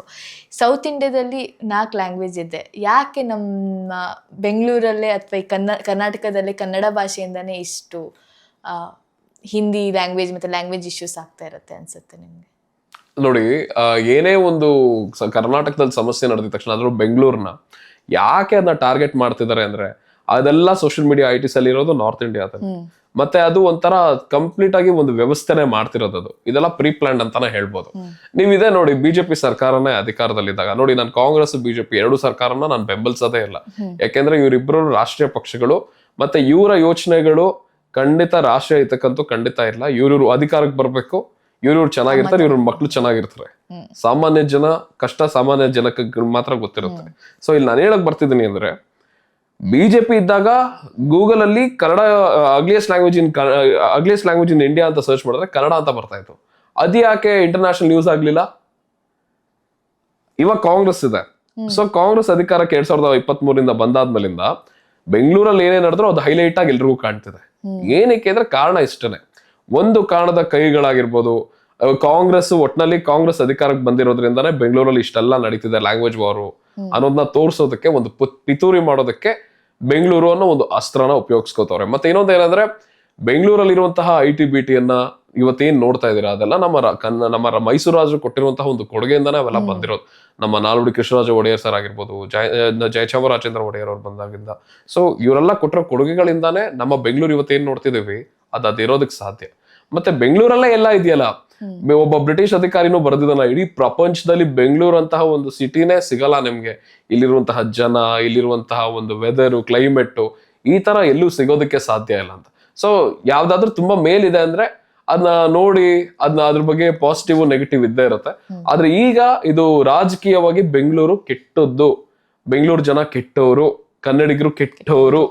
ಒಬ್ಬ ನಾರ್ತ್ ಇಂಡಿಯನೇ ಬಂದು ಕನ್ನಡದ ಬಗ್ಗೆ ಕೆಟ್ಟದಾಗ ಮಾತಾಡಿದ್ರು ಅವನ್ಗೆ ಕನ್ನಡಿಗರು ಏನಾದ್ರು ಉತ್ತರ ಕೊಟ್ರೆ ಅಲ್ಲಿ ಕನ್ನಡಿಗರದ್ದು ಸೆಕೆಂಡ್ ಪಾರ್ಟ್ ಆಫ್ ಸ್ಟೋರಿ ಇರ್ತಾರ, ರಿಯಾಕ್ಷನ್ ವಿಡಿಯೋ ಅದನ್ನ ಮಾತ್ರ ತೋರಿಸ್ತಾರೆ ಹೊರತು ಈ ನಾರ್ತ್ ಇಂಡಿಯನ್ ಏನ್ ಮಾಡ್ದ ಅನ್ನೋದು ಯಾರು ತೋರಿಸಲ್ಲ. ಸೊ ಇವತ್ತು ಈ ವ್ಯವಸ್ಥೆ ಅಂದ್ರೆ ಆದಷ್ಟು ಬೆಂಗಳೂರು ಕನ್ನಡಿಗರು ಕೆಟ್ಟವರು ಇದನ್ನ ತೋರಿಸ್ಬೇಕು ಅನ್ನೋದು ಇವರು ಒಂದು ಉದ್ದೇಶ. ಹಿಂದುತ್ವ ಅಂದ್ರೆ ಬರೀ ಶಿವಾಜಿ ಮಹಾರಾಜರದಷ್ಟೇ ಅಂತ ಇಟ್ಟು ಕೆಲವರು ಮಾತಾಡ್ತಾರೆ, ಆದ್ರೆ ನಮ್ಮ ಇಮ್ಮಡಿ ಪುಲಕೇಶಿ ಅವ್ರದ್ದು ಕೊಡುಗೆಗಳೆಲ್ಲ ಇದೆ, ಅದ್ರ ಬಗ್ಗೆ ನೋಡಿ, ಮೊದಲನೇದಾಗಿ ಆ ಈ ಹಿಂದುತ್ವದ ನಿಜವಾದ ಐಕನ್ ಆಗ್ಬೇಕಾಗಿರೋದು ಇಮ್ಮಡಿ ಪುಲಿಕೇಶಿ ಮಹಾರಾಜರು. ಯಾಕಂದ್ರೆ 6ನೇ ಶತಮಾನದಲ್ಲಿ ಭರತ ಖಂಡದಲ್ಲಿ ಮೊಟ್ಟ ಮೊದಲ ಬಾರಿಗೆ ಅರಬ್ ಅಂದ್ರೆ ಮುಸ್ಲಿಮರ ದಾಳಿಯನ್ನ ತಡೆದಿದ್ದು ಇಮ್ಮಡಿ ಪುಲಿಕೇಶಿ ಮಹಾರಾಜರು. ಅವರು ಇಲ್ಲಿಂದ ಬಾದಾಮಿಯಿಂದ ಕೂತು ಇರಾನ್, ಇರಾಕ್, ಅಫ್ಘಾನಿಸ್ತಾನ್ವರೆಗೂ ಆಳ್ವಿಕೆ ಮಾಡಿದ್ರು ಅಂದ್ರೆ ಏನೋ ಚಿಕ್ಕ ವಿಷಯ ಅಲ್ಲ ಅದು. ಅದ್ರ ಜೊತೆಗೆ ನಮ್ಮ ಕನ್ನಡದ ರಾಜರು ಎಷ್ಟೋ ಜನ ಇದ್ದಾರೆ. ಬೆಳವಾಡಿ ಮಲ್ಲಮ್ಮ ಆಗಿರ್ಬೋದು, ಕೆಳದಿ ಚೆನ್ನಮ್ಮ ಆಗಿರ್ಬೋದು. ಇದು ಏನಾಗ್ಬಿಟ್ಟಿದೆ ಅಂದ್ರೆ ಈ RSS ಆಗಿರ್ಬೋದು, ಇವರೆಲ್ಲ ಹುಟ್ಟಿರೋದು ಇದೆ ಮಹಾರಾಷ್ಟ್ರದಲ್ಲೇ ಹುಟ್ಟಿರೋದು ಇದೆಲ್ಲ ಸಂಸ್ಥೆಗಳು. ಸೊ ಅವಾಗ್ಲಿಂದ ಇದು ಒಂಥರ ಹೆಂಗಾಗ್ಬಿಟ್ಟಿದೆ ಅಂದ್ರೆ ಸ್ವತಂತ್ರ ಪೂರ್ವದಿಂದನೂ ನಮ್ಮ ಈ ಭಾರತದ ಒಕ್ಕೂಟದಲ್ಲಿ ನಾನು ಆಗ್ಲೇ ಹೇಳಿದಾಗೆ ನಾರ್ತ್ ಇಂಡಿಯನ್ಸೇ ಗ್ರೇಟ್ ಟು, ಅವ್ರನ್ನೇ ನಾವು ತಲೆ ಮೇಲೆ ಎತ್ಕೊಂಡು ಓಡಾಡ್ಬೇಕು ಅನ್ನೋ ಒಂದು ಕಾರಣಕ್ಕೆ ಕನ್ನಡಿಗರು ಯಾವಾಗ್ಲೂ ಇನ್ನೊಬ್ರು ಕೈ ಕೆಳಗಡೆನೆ ಇರ್ಬೇಕು, ಕನ್ನಡಿಗರು ಇನ್ನೊಬ್ರಿಗೆ ಗುಲಾಮರಾಗೇ ಇರ್ಬೇಕು ಅನ್ನೋ ಒಂದು ಕಾರಣಕ್ಕೆ ಕನ್ನಡಿಗರಿಗೆ ಇತಿಹಾಸ ತಿಳಿಸದೆ ನಮ್ಮ ಉತ್ತರ ಕರ್ನಾಟಕದಲ್ಲೇ ಎಷ್ಟೋ ನಮ್ಮ ಶ್ರೀಮಂತರ ರಾಜರು ಎಷ್ಟೋ ಆಳ್ವಿಕೆ ಮಾಡಿದ್ರು, ಎಷ್ಟು ಶ್ರೀಮಂತ ರಾಜರು. ಆದ್ರೆ ಇವತ್ತು ನಮ್ಮ ಉತ್ತರ ಕರ್ನಾಟಕದಲ್ಲಿ ಬಂದ್ರೆ ಶಿವಾಜಿದು ಪ್ರತಿಮೆಗಳಿದೆ. ಆದ್ರೆ ಇವರೆಲ್ಲ ಹೇಳ್ತಾರಲ್ವಾ ಶಿವಾಜಿ ಬಂದು ಹಿಂದುತ್ವದ ಐಕಾನ್ ಹಂಗೆ ಹಿಂಗೆ ಅಂತ. ಮತ್ತೆ ಇದೇ MES ಅವರು ಅಥವಾ ಶಿವಸೇನೆ ಅವರು ಕನ್ನಡಿಗರ ಮೇಲೆ ಪ್ರತಿ ಸಲ ಹಲ್ಲೆ ಮಾಡಕ್ ಬರ್ತಾರೆ, KSRTC ಬಸ್ಗಳ ಮೇಲೆ ಮಸಿ ಬಳಿತಾರೆ, ಕನ್ನಡಿಗರ ಮೇಲೆ ಮಸಿ ಬಳಿಯಕ್ ಬರ್ತಾರೆ, ಅಥವಾ ಕನ್ನಡ ಬಾವುಟ ಸುಡ್ತಾರೆ, ಅಥವಾ ತಮ್ಮ ಕಪ್ಪು ಬಟ್ಟೆ ಹಾಕೊಂಡು ನವೆಂಬರ್ 1ನೇ ತಾರೀಕು ಬಂದು ಏನು ಕಪ್ಪು ದಿನ ಆಚರಣೆ ಮಾಡ್ತಾರಲ್ಲ, ಅವತ್ತಿವ್ರು ಶಿವಾಜಿ ಹೆಸರನ್ನ ಕೂಗ್ತಾರಲ್ಲ. ಶಿವಾಜಿ ಇದೇ ಹೇಳ್ಕೊಟ್ಟಿದಾರ? ಸೊ ಶಿವಾಜಿ ಅವರು ಇದೇ ಹೇಳ್ಕೊಟ್ಟಿದಾರ, ನೀವು ಬಂದ್ಬಿಟ್ಟು ಕನ್ನಡಿಗರನ್ನ ಕೆಣಕಿ, ಕನ್ನಡ ಬಾವುಟ ಸುಟ್ಟಾಕಿ ಬೆಳಗಾವಿನ ಕೇಳ್ತಾ ಇರಿ ಅಂತ ಶಿವಾಜಿ ಹೇಳ್ಕೊಟ್ಟಿದಾರ? ಸೊ ಶಿವಾಜಿ ಅನ್ನೋ ಹೆಸರನ್ನ ಇವರು ರಾಜಕೀಯಕ್ಕೋಸ್ಕರ ತಗೊಂಡ್ರೆ ಹೊರತು, ನೀವು ಇತಿಹಾಸ ಹುಡುಕಿದ್ರು ಮಹಾರಾಷ್ಟ್ರದಲ್ಲಿರುವಂತಹ ಎಷ್ಟೋ ದೇವಸ್ಥಾನಗಳನ್ನ ಕಟ್ಸಿರೋದು ಕನ್ನಡಿಗರು. ಅಜಂತಾ ಎಲ್ಲೋರ ನೀವು ಕೈಲಾಸ ದೇವಸ್ಥಾನ ಎಲ್ಲ ನೋಡಿದ್ರೆ ಕಟ್ಸಿರೋದು ಯಾವ್ದೋ ಏಲಿಯನ್ಸ್ ಅಲ್ಲ, ಕನ್ನಡಿಗರು ಕಟ್ಸಿರೋದು. ಸೊ ನಾವೊಬ್ಬನ ಹಿಂದುತ್ವದ ಐಕಾನ್ ಅಂತ ಕರೆಯೋಕ್ಕಿಂತ ಮುಂಚೆ ಆತ ಎಷ್ಟು ಹಿಂದೂ ದೇವಸ್ಥಾನಗಳನ್ನ ಕಟ್ಸಿದ್ದಾನೆ, ಆತ ಎಷ್ಟು ಸಂಸ್ಕೃತಿಗೆ ತನ್ನ ಕೊಡುಗೆ ಎಷ್ಟು ಕೊಟ್ಟಿದ್ದಾನೆ, ಆತ ಎಷ್ಟು ಹಿಂದೂ ದೇವಸ್ಥಾನಗಳನ್ನ ಕಾಪಾಡಿದ್ದಾನೆ. ಸೊ ಇದನ್ನೆಲ್ಲ ನಾವು ತಗೊಂಡು ಇದನ್ನೆಲ್ಲ ಪರಿಗಣಿಸಿ ಅವ್ರನ್ನ ನಾವು ಹಿಂದೂ ರಕ್ಷಕ ಅಂತ ತಗೋಬೇಕು ತಲೆಯಲ್ಲಿ. ಅದೆಲ್ಲ ಬಿಟ್ಟು BJP ಅವ್ರೇನೋ ಹೇಳಿದ್ರು, ಕಾಂಗ್ರೆಸ್ ಅವ್ರೇನೋ ಹೇಳಿದ್ರು, ಅದಕ್ಕೆ ನಾ ಶಿವಾಜಿಗೆ ಜೈಕಾರ ಆಗ್ತೀನಿ ಅಂದ್ರೆ ಖಂಡಿತ ಹಂಗಾಗಲ್ಲ. ನಮ್ಮ ನೆಲದಲ್ಲೇ ಎಷ್ಟೋ ರಾಜರು ಎಷ್ಟೆಷ್ಟೋ ಕೊಡುಗೆಗಳು ಕೊಟ್ಟಿರ್ಬೇಕಂದ್ರೆ ಬೇರೆಯವ್ರನ್ನ ತಂದು ನಾವ್ಯಾಕೆ ಇಲ್ಲಿಗೆ ಮೆರೆಸ್ಬೇಕು ಅಷ್ಟೇ. ಇದು ಜನಗಳು ಅರ್ಥ ಮಾಡ್ಕೋಬೇಕು, ಯಾರೋ ಬೇರೆಯವರಲ್ಲ, ನಮ್ಮ ಜನ ಅರ್ಥ ಮಾಡ್ಕೋಬೇಕು. ನಾವ್ ಹೇಳಕ್ ಕೊಟ್ಟಿರೋ ಬೇರೆ ಯಾರ್ದೋ ಇತಿಹಾಸ ಅಲ್ಲ, ನಮ್ಮ ತಂದೆ ತಾಯಿ ಇತಿಹಾಸ. ನಮ್ಮ ತಂದೆ ತಾಯಿಗೆ ಮೊದಲು ಅಪ್ಪ ಅಮ್ಮ ಅಂತ ಕರೆಯೋಣ. ಎಷ್ಟೋ ಜನ ಭಾಷೆ ಅಂತ ಯಾಕೆ ಹೊಡೆದಾಡ್ತೀರಾ, ಹಿಂದೂಗಳು ನಾವು ಒಂದಾಗಿರ್ಬೇಕು ಅಂತ ಹೇಳ್ತಾರೆ. ಆದ್ರೆ ಅದೇ ಜನ ಈ MES ಅವ್ರು ಬಂದು ಬೆಳಗಾವಿ ಕನ್ನಡಿಗರ ಮೇಲೆ ತೊಂದರೆ ಕೊಡ್ಬೇಕಾದ್ರೆ ಯಾಕೆ ಮೌನವಾಗಿರ್ತಾರೆ? ನೋಡಿ, ಮೊದಲನೇದಾಗಿ ಹಿಂದೂಗಳು ಒಂದಾಗಬೇಕು ಅಂದ್ರೆ ಯಾವ ತರ, ಏನು ಅರ್ಥ? ಹಿಂದೂಗಳು ಒಂದಾಗ್ಬೇಕಂದ್ರೆ ಬರೀ ಮುಸ್ಲಿಂ ಅವ್ರ ವಿರುದ್ಧ ಮಾತಾಡಿದ ತಕ್ಷಣ ಹಿಂದೂಗಳು ಒಂದಾಗ್ಬಿಟ್ರೆ ಅಲ್ಲಿಗೆ ಸಾಕ? ಇಲ್ಲ. ಹಿಂದೂಗಳು ಒಂದಾಗೋದು ಯಾವಾಗ? ಅಂತರ್ಜಾತಿ ಮದುವೆಗಳಾದಾಗ, ಅದು ಅರ್ಥ. ಒಬ್ಬ ಹಿಂದೂ ಮರಾಠಿಯವನೇ ತಾನೆ ಹಿಂದೂ ಕನ್ನಡಿಗನ್ ಬಂದು ಹಲ್ಲೆ ಮಾಡ್ತಿರೋದು. ಹಿಂದೂ ತಮಿಳೋನು, ಹಿಂದೂ ತೆಲುಗುವನು ಅಥವಾ ಹಿಂದೂ ಮಲಯಾಳಿ ಅಂತಾನೆ ಬಂದು ಹಿಂದೂ ಕನ್ನಡಿಗನ್ ಅಟ್ಯಾಕ್ ಮಾಡ್ತಿರೋದು. ಇಲ್ಲಿ ಯಾರೋ ಈ MES ಅವ್ರೇನ್ ಮುಸ್ಲಿಂ ಅವರು ಹಿಂದೂಗಳೇನೆ. ಆದ್ರೂ ಅವ್ರೇನೇ ಮಾಡಿದ್ರು ನಾವು ಕನ್ನಡಿಗರು ಹೌದು ಹಿಂದುತ್ವ ಉಳಿಬೇಕು, ಹಿಂದೂಗಳು ಉಳಿಬೇಕು ಅಂತ ಹೇಳ್ಬಿಟ್ಟು ಸುಮ್ನಿರ್ಬೇಕಾ? ಅವ್ರು ಬಂದ್ಬಿಟ್ಟು ನಮ್ ಕನ್ನಡ ಬಾವುಟನ ಸುಡ್ಬೇಕಂದ್ರೆ ಜೈ ಶಿವಾಜಿ ಜೈ ಭಾವನಿ ಅನ್ಕೊಂಡು ಕನ್ನಡ ಬಾವುಟ ಸುಡ್ಬೇಕಂದ್ರೆ, ಅಥವಾ ಕನ್ನಡಿಗರು ಬೈಬೇಕಂದ್ರೆ, ಕನ್ನಡಿಗರಿಗೆ ಹಲ್ಲೆ ಮಾಡ್ಬೇಕಂದ್ರೆ ನಾವೆಲ್ಲ ಸುಮ್ನಿರ್ಬೇಕು ಅದನ್ನ ನೋಡ್ಕೊಂಡು. ಸೊ ಹಿಂದೂಗಳು ಒಗ್ಗಟ್ಟಾಗಬೇಕು ಅಂದ್ರೆ ಹೆಂಗೆ? ಸೊ ನಾನೇನ್ ಹೇಳ್ತಾ ಇದ್ದೀನಿ ಅಂದ್ರೆ, ಈ ಒಂದು ಹಿಂದುತ್ವ, ಹಿಂದೂ ಸಂಘಟನೆಗಳು ಇದೆಲ್ಲ ಹುಟ್ಟಿರೋದು ಇದೆ ಮಹಾರಾಷ್ಟ್ರದಲ್ಲಿ. RSS, ಬಜರಂಗ್ ದಳ, ಇವ್ರದೆಲ್ಲ ಮೆಂಟಾಲಿಟಿ ಅಲ್ಲಿಂದಾನೇ ಬಂದಿರೋದು. ಸೊ ಹಿಂದೂಗಳು ಒಗ್ಗಟ್ಟಾಗೋದಂದ್ರೆ ಯಾವಾಗ? ನಮ್ಮಲ್ಲಿ ಎಲ್ಲಾ ವಿಷಯಗಳ ಬಗ್ಗೆನೂ ನಾವು ಮಾತಾಡ್ಬೇಕು. ಬರೀ ಏನೋ ಮುಸ್ಲಿಂ ಅವ್ರ ವಿರುದ್ಧ ಮಾತಾಡೋದಲ್ಲ, ಎಲ್ಲಾ ವಿಷಯನೂ ಮಾತಾಡ್ಬೇಕು. ಒಬ್ಬ ಮುಸ್ಲಿಮೋನು ಕೊಲೆ ಮಾಡಿದ್ರೆ ಅದು ಹೈಲೈಟ್ ಆಗತ್ತೆ, ಒಬ್ಬ ಮುಸ್ಲಿಮೋನು ಅತ್ಯಾಚಾರ ಮಾಡಿದ್ರೆ ಒಂದು ಹುಡುಗಿ ಮೇಲೆ ಅದು ಹೈಲೈಟ್ ಆಗತ್ತೆ ನ್ಯೂಸ್ ಅಲ್ಲಿ. ಅವಾಗ ಎಲ್ಲಾರು ಹಿಂದೂಗಳು ಅಂತ ಒಗ್ಗಟ್ಟಾಗಿ ಸೇರ್ತಾರೆ. ಅದೇ ಒಬ್ಬ ಹಿಂದೂ ಒಂದು ಹುಡುಗಿ ಮೇಲೆ ಅತ್ಯಾಚಾರ ಮಾಡಿದ್ರೆ ಎಷ್ಟು ಜನ ಬಿದಿಗಿಳಿತಾರೆ? ಅದೇ ಒಬ್ಬ ಹಿಂದೂ ಒಂದು ಕೊಲೆ ಮಾಡ್ದ ಅಥವಾ ಏನೋ ಮಾಡ್ದ ಅಂದ್ರೆ ಎಷ್ಟು ಜನ ಬರ್ತಾರೆ? ಸೊ ಹಿಂದೂಗಳು ಎಲ್ಲಾ ವಿಷಯದಲ್ಲೂ ಒಗ್ಗಟ್ಟಾಗಬೇಕು. ಆದ್ರೆ ಈ ವಿಷಯ ಡಿಬೇಟ್ ಆಗೋ ಬದಲು ವಿಷಯ ಇಷ್ಟನೇ, ಅವ್ರು ಬಂದ್ ನಮ್ಮ ಮೇಲೆ ಹಲ್ಲೆ ಮಾಡಿದ್ರೆ ನಾವ್ ಹೆಂಗ್ ಸುಮ್ಮನಿರಕ್ಕಾಗತ್ತೆ? ನಾವ್ ಕನ್ನಡಿಗರು ಎಲ್ರ ಜೊತೆನೂ ಚೆನ್ನಾಗೇ ಇದೀವಿ. ನಿಜವಾದ ಭಾರತೀಯರು, ನಿಜವಾದ ಹಿಂದೂಗಳು ಅಂದ್ರೆ ಯಾರು? ಕನ್ನಡಿಗರೇ. ಆ ತರ ನೋಡಿದ್ರೆ ನಮ್ಗೆ ಯಾರೋ ರೋಡಲ್ಲಿ ಹೋಗೋರೆಲ್ಲ ಹೇಳ್ಕೊಡೋ ಅವಶ್ಯಕತೆ ಇಲ್ಲ ಕನ್ನಡಿಗರಿಗೆ ರಾಷ್ಟ್ರೀಯತೆ ಬಗ್ಗೆ ಅಥವಾ ಹಿಂದುತ್ವದ ಬಗ್ಗೆ. ಯಾಕಂದ್ರೆ ಇಡೀ ದೇಶದಲ್ಲೇ ಎಷ್ಟೋ ದೇವಸ್ಥಾನಗಳನ್ನ ಕಟ್ಸಿರೋದು ಕನ್ನಡದ ರಾಜರು. ಸೊ ಆತರ ನೋಡಿದ್ರೆ ಇವರು ಬೆಳಗಾವಿನ ಕೇಳ್ತಾರಲ್ಲ MES ಅವರು, ಆತರ ನೋಡಿದ್ರೆ ನಾವು ಕನ್ನಡಿಗರು ಮಹಾರಾಷ್ಟ್ರನೇ ಕ್ಲೇಮ್ ಮಾಡ್ಬೇಕು. ಯಾಕಂದ್ರೆ ಮಹಾರಾಷ್ಟ್ರದಲ್ಲಿರೋ ಎಷ್ಟೋ ದೇವಸ್ಥಾನಗಳನ್ನ ಕಟ್ಸಿರೋದು ನಮ್ಮ ಕನ್ನಡದ ರಾಜರು. ಸೊ ಹಿಂದೂಗಳು ಒಗ್ಗಟ್ಟಾಗಬೇಕು ಅಂತ ನಮ್ ಕನ್ನಡದವ್ರಿಗೆ ಹೇಳೋದಲ್ಲ. ಹಿಂದೂ ಮರಾಠಿಗಳಿಗೆ ಹೇಳಿ, ಹಿಂದೂ ತೆಲುಗುವ್ರಿಗೆ ಹೇಳಿ, ಹಿಂದೂ ತಮಿಳವ್ರಿಗೆ ಹೇಳಿ, ಹಿಂದೂ ಮಲಯಾಳಿಗಳಿಗೆ ಹೇಳಿ. ಕನ್ನಡಿಗರಿಗೆ ಗೊತ್ತಿದೆ. ಕನ್ನಡಿಗರಿಗೇನೋ ಬೇರೆಯವರಿಂದ ಹೇಳೋ ಅವಶ್ಯಕತೆ ಇಲ್ಲ. ಕನ್ನಡಿಗರು ಸುಮ್ಮನಿದ್ರು ಕೂಡ ಕನ್ನಡಿಗರ ಮೇಲೆ ಅನಾವಶ್ಯಕ ಅಟ್ಯಾಕ್ ಮಾಡ್ತಿರೋರ್ ಮೇಲೆ ಹೇಳಿ. ಈ ಬೆಳಗಾವಿ ವಿಷಯದಲ್ಲಿ ನಮ್ ಕನ್ನಡದವ್ರನ್ನೆಲ್ಲ ಒಂದ್ ಮಾಡ್ಬೇಕಂದ್ರೆ ಏನ್ ಸೊಲ್ಯೂಷನ್ ಇದೆ ಅಂತ ಅನ್ಸುತ್ತೆ? ನೋಡಿ, ಇದಕ್ಕೆಲ್ಲದಕ್ಕೂ ಕಾರಣ ಇದೆಲ್ಲಾನು ಒಂದಾಗಬೇಕು, ಎಲ್ಲಾ ಪರಿಹಾರ ಆಗ್ಬೇಕು ಅಂದ್ರೆ ನಮಗೆ ಒಂದು ಗಟ್ಟಿಯಾಗಿರೋ ಒಂದು ಪ್ರಾದೇಶಿಕ ಪಕ್ಷ ಬರಬೇಕು. ಇದ್ದಂತಹ ಒಂದು JDS ಪ್ರಾದೇಶಿಕ ಪಕ್ಷ, ಅದು BJP ಜೊತೆ ಮೈತ್ರಿ ಆಗೋಯ್ತು. ಇನ್ಯಾ ಪ್ರಾದೇಶಿಕ ಪಕ್ಷ ಇದೆ ನಮ್ಮ ಹತ್ರ? KRS ಇದೆ, ಪ್ರಜಾಕೀಯ ಇದೆ. ಆದ್ರೆ ಇವ್ರು ಗಟ್ಟಿಯಾಗಿಲ್ಲ. ಇವ್ರು ಇನ್ನ ಯಾವಾಗ ಅಧಿಕಾರಕ್ಕೆ ಬರ್ತಾರೆ ಅಂತಾನೂ ನಮಗೆ ಗೊತ್ತಿಲ್ಲ. ಆದ್ರೆ ಇವತ್ತು ರಾಜಕೀಯದಲ್ಲಿ ಕನ್ನಡಿಗರು ಪ್ರಾದೇಶಿಕವಾಗಿ ಬರ್ಲಿಲ್ಲ ಅಂದ್ರೆ ನಾವ್ ಯಾರು ಕನ್ನಡಿಗರು ಒಂದಾಗಿ ಸಾಧ್ಯನೇ ಇಲ್ಲ. ಮತ್ತೆ ಕನ್ನಡಿಗರಲ್ಲೂ ಕೂಡ ತುಂಬಾ ನಿರಾಭಿಮಾನ ಇದೆ. ನಮ್ಮ ಇತಿಹಾಸವನ್ನ, ನಮ್ಮ ರಾಜರನ್ನ ಮೆರೆಸ್ರಿ ಅಂದ್ರೆ ಯಾರ್ಯಾರನೋ ತಂದು ಮೆರೆಸ್ತಾ ಇದೀವಿ. ಮತ್ತೆ ನಮ್ಮ ಕನ್ನಡದ ಯುವಕರು ಎಲ್ಲರೂ ಈ ನಟ ನಟಿಯರು ಮತ್ತೆ ಬೇರೆ ಬೇರೆ ರಿಯಾಲಿಟಿ ಶೋಗಳು ಅದ್ರ ಮಧ್ಯದಲ್ಲಿ ಕಳೆದೋಗಿರೋದ್ರಿಂದ ನಿಜವಾದ ಒಂದು ಸಮಸ್ಯೆ ಏನಿದೆ ಅದ್ ಯಾರಿಗೂ ಬೇಡ. ನಾವ್ ನಿಜವಾದ ಸಮಸ್ಯೆ ಇದೆ ಅಂತಾನು ತೋರ್ಸಿದ್ರು ಅದನ್ನ ನೋಡ್ತಾರೆ, ವ್ಯೂಸ್ ಸಿಗತ್ತೆ. ಆದ್ರೆ ಜನ ಬದಲಾಗ್ತಿಲ್ಲ. ಬದಲಾಗಬೇಕಿರೋ ಜನ. ಆದ್ರೆ ಗಟ್ಟಿಯಾಗಿ ಎಲ್ಲರೂ ಒಂದಾಗಬೇಕಂದ್ರೆ ಒಂದು ಪ್ರಾದೇಶಿಕ ಪಕ್ಷ ಬರಲೇಬೇಕು. ಇಷ್ಟೆಲ್ಲ ಕನ್ನಡದ ಬಗ್ಗೆ ಹೋರಾಟ ನಡೀತಾ ಇದೆ, ಯಾಕೆ ರಾಜಕಾರಣಿಗಳು ಒಂದು ಕ್ರಮ ತಗೊಂತಾ ಇಲ್ಲ ಅನ್ಸುತ್ತೆ? ಏನು ಕ್ರಮ ತೊಗೊಳಕ್ ಅವ್ರಿಗೆ ಇಷ್ಟನೇ ಇಲ್ಲ. ಯಾಕಂದ್ರೆ ಅದರಿಂದ ಬರೀ ಅವ್ರಿಗೆ ವೋಟ್ ಬ್ಯಾಂಕ್ ಆಗ್ತದೆ ಅಷ್ಟೇ. ಅವಾಗಿಂದ ರಾಜಕಾರಣಿಗಳು ಮಾಡ್ತಾ ಬಂದಿರೋದೇನು ಅಂದ್ರೆ ಇಶ್ಯೂಗಳನ್ನ ಯಾವತ್ತೂ ಅವ್ರು ಸಾಲ್ವ್ ಮಾಡಲ್ಲ. ಸಮಸ್ಯೆಗಳನ್ನ ಆದಷ್ಟು ಜೀವಂತವಾಗಿರ್ತಾರೆ. ಅದರಿಂದ ವೋಟ್ ಬ್ಯಾಂಕ್ ಬರುತ್ತೆ. ಅದರಿಂದ ಡಿವೈಡ್ ಅಂಡ್ ರೂಲ್ ಪಾಲಿಟಿಕ್ಸ್ ಮಾಡ್ಬೋದು. ನಮ್ಗೆ ಕರ್ನಾಟಕದಲ್ಲಿ ಬೇಕಾಗಿರೋದು ಎಲ್ಲದಕ್ಕಿಂತ ಹೆಚ್ಚಾಗಿ ಪ್ರಾದೇಶಿಕ ಪಕ್ಷ ಅಂತ ಏನಕ್ಕೆ ಬಡ್ಕೋತಿರ್ತೀವಿ ಅಂದ್ರೆ ನಮ್ಮ ಕನ್ನಡದವ್ರಿಗೆ ಎಷ್ಟೋ ಜನಕ್ಕೆ ಕೆಲಸ ಇಲ್ಲ. ಇವತ್ತು ಎಷ್ಟು ಹೋರಾಟಗಳು ಏನು ಇವತ್ತು ನಿನ್ನೆ ಮೊನ್ನೆಯಿಂದ ನಡೀತಿಲ್ಲ. ನಾನು ವಿಡಿಯೋ ಮಾಡ್ದಾಗಿಂದ ಹೋರಾಟಗಳು ನಡೀತಿಲ್ಲ. 1900 ನಾವು ಒಕ್ಕೂಟ ಭಾರತಕ್ಕೆ ಸೇರ್ಕೊಂಡಾಗಿಂದಾನು ಕನ್ನಡಿಗರಿಗೆ ತೊಂದರೆನೇ ಆಗ್ತಿರೋದು. ನಾವು ಕೇಳ್ತಿರೋದೇನು? ಕನ್ನಡಕ್ಕೆ, ಕನ್ನಡ ಭಾಷೆಗೆ ಅದರದೇ ಆದ ಒಂದು ಸ್ಥಾನಮಾನ ಕೊಡಿ. ಕನ್ನಡಿಗರಿಗೆ ಬೇರೆ ಎಲ್ಲೋ ಅಲ್ಲ, ನಮ್ಮ IT-BT ಕಂಪನಿಗಳಲ್ಲಿ ಕೆಲಸ ಸಿಗ್ತಿಲ್ಲ. ನಮ್ಮ ಸರ್ಕಾರಿ ಕೆಲಸಗಳಲ್ಲಿ ಕನ್ನಡಿಗರಿಗೆ ಕೆಲಸ ಸಿಗ್ತಿಲ್ಲ. ಬೇರೆ ಯಾವ್ದೋ ಪರಭಾಷಿಕರು ಬಂದ್ಬಿಟ್ಟು ಕನ್ನಡಿಗರ ಕೆಲಸಗಳನ್ನ ಕಿತ್ಕೋತಿದ್ದಾರೆ, ಫೇವರಿಟಿಸಮ್ ಅಲ್ಲಿ ಕಿತ್ಕೋತಾ ಇದ್ದಾರೆ. ಸೊ ಈ ಒಂದು ನಮ್ಮ ರಾಜಕಾರಣಿಗಳು ಇವಾಗ BJPನೇ ಆಗಿರ್ಲಿ, ಕಾಂಗ್ರೆಸ್ ಆಗಿರ್ಲಿ, BJPನೇ ಆಗಿರ್ಲಿ, ಅವ್ರು ಕೇಳೋದೆಲ್ಲರೂ ಕೂಡ ಅವರವರ ಹೈಕಮಾಂಡ್ ಮಾತುಗಳನ್ನ ಮಾತ್ರ. ನೋಡಿ, ಇವತ್ತು ನಮ್ಗೆ ಕಾಂಗ್ರೆಸ್ ಇರ್ಲಿ ಅಥವಾ BJPನೇ ಇರ್ಲಿ, ಒಂದು ಸರ್ಕಲ್ಗೆ ಒಬ್ರು ಹೆಸರಿಡ್ಬೇಕಂದ್ರೆ ಇವ್ರು ನಿರ್ಧಾರ ಮಾಡಲ್ಲ, ಕೇಂದ್ರದಿಂದ ನಿರ್ಧಾರ ಮಾಡ್ತಾರೆ. ಸೊ ಇವ್ರನ್ನ ಆರಿಸಿರೋ ನಮ್ಮ ಸತ್ತ ಪ್ರಜೆಗಳಿಗೆ ನಾವು ಹೋಗಿಬೇಕು. ಆದ್ರೆ ಏನ್ ಮಾಡೋದು? ನಮ್ಮ ಜನಗಳಿಗೆ ಎಂಟರ್ಟೈನ್ಮೆಂಟ್ ನ ಕೊಟ್ಟು, ಎಲ್ಲೋ ಒಂದ್ ಕಡೆ ಓದಿದ್ದೆ, ಜನಗಳಿಗೆ ಊಟ ಮತ್ತೆ ಎಂಟರ್ಟೈನ್ಮೆಂಟ್ ಕೊಡಿ, ಅವ್ರೇನು ಪ್ರಶ್ನೆ ಮಾಡಲ್ಲ ಅಂತ. ಸೊ ಆ ತರ ಒಂದು ಪರಿಸ್ಥಿತಿ ಇವತ್ತು ನಮ್ಮ ನಾಡಲ್ಲಿ ನಡೀತಿರೋದು. ಸೊ ಇವತ್ತು ಎಂಟರ್ಟೈನ್ಮೆಂಟ್ ಅನ್ನೋದ್ರ ಮಧ್ಯೆ ಎಷ್ಟು ಜನಗಳು ಕಳೆದೋಗಿದ್ದಾರೆ ಅಂದ್ರೆ ನಿಜವಾದ ನಮ್ಮ ನಾಡಲ್ಲಿ ಏನ್ ಸಮಸ್ಯೆ ನಡೀತಿದೆ ಅನ್ನೋದು ಗೊತ್ತಿಲ್ಲ. ನಮ್ಮ ನಾಡಲ್ಲಿ ಎಷ್ಟೋ ಜನಕ್ಕೆ ಕೆಲಸನೇ ಸಿಗ್ತಿಲ್ಲ ಕನ್ನಡದವ್ರಿಗೆ. ಅದ್ರಲ್ಲೂ IT-BT ಅಲ್ಲಿ ಹೋದ್ರೆ ಎಷ್ಟು ಫೇವರಿಟಿಸಮ್ ನಡೀತಾ ಇದೆ. ಸೊ ಏನಕ್ಕೆ ಇವರು ಕ್ರಮನೇ ತಗೊಳಲ್ಲ ಅಂದ್ರೆ ವೋಟ್ ಬ್ಯಾಂಕ್. ಯಾರಾದ್ರೂ ರಾಜಕಾರಣಿ ಬಂದು ಕನ್ನಡ ಅಂತ ಹೇಳಿದೆ ಅಂದ್ರೆ ಅಲ್ಲಿ ವೋಟ್ ಬ್ಯಾಂಕ್. ಸೊ ಒಂದು ರೀಜನಲ್ ಪಾರ್ಟಿ, ಒಂದು ಪ್ರಾದೇಶಿಕ ಪಕ್ಷ ಬರೋವರೆಗೂ ನಾವೆಲ್ಲ ಹೋರಾಟ ಮಾಡ್ತಾನೆ ಇರ್ಬೇಕು ಪ್ರತಿದಿನ.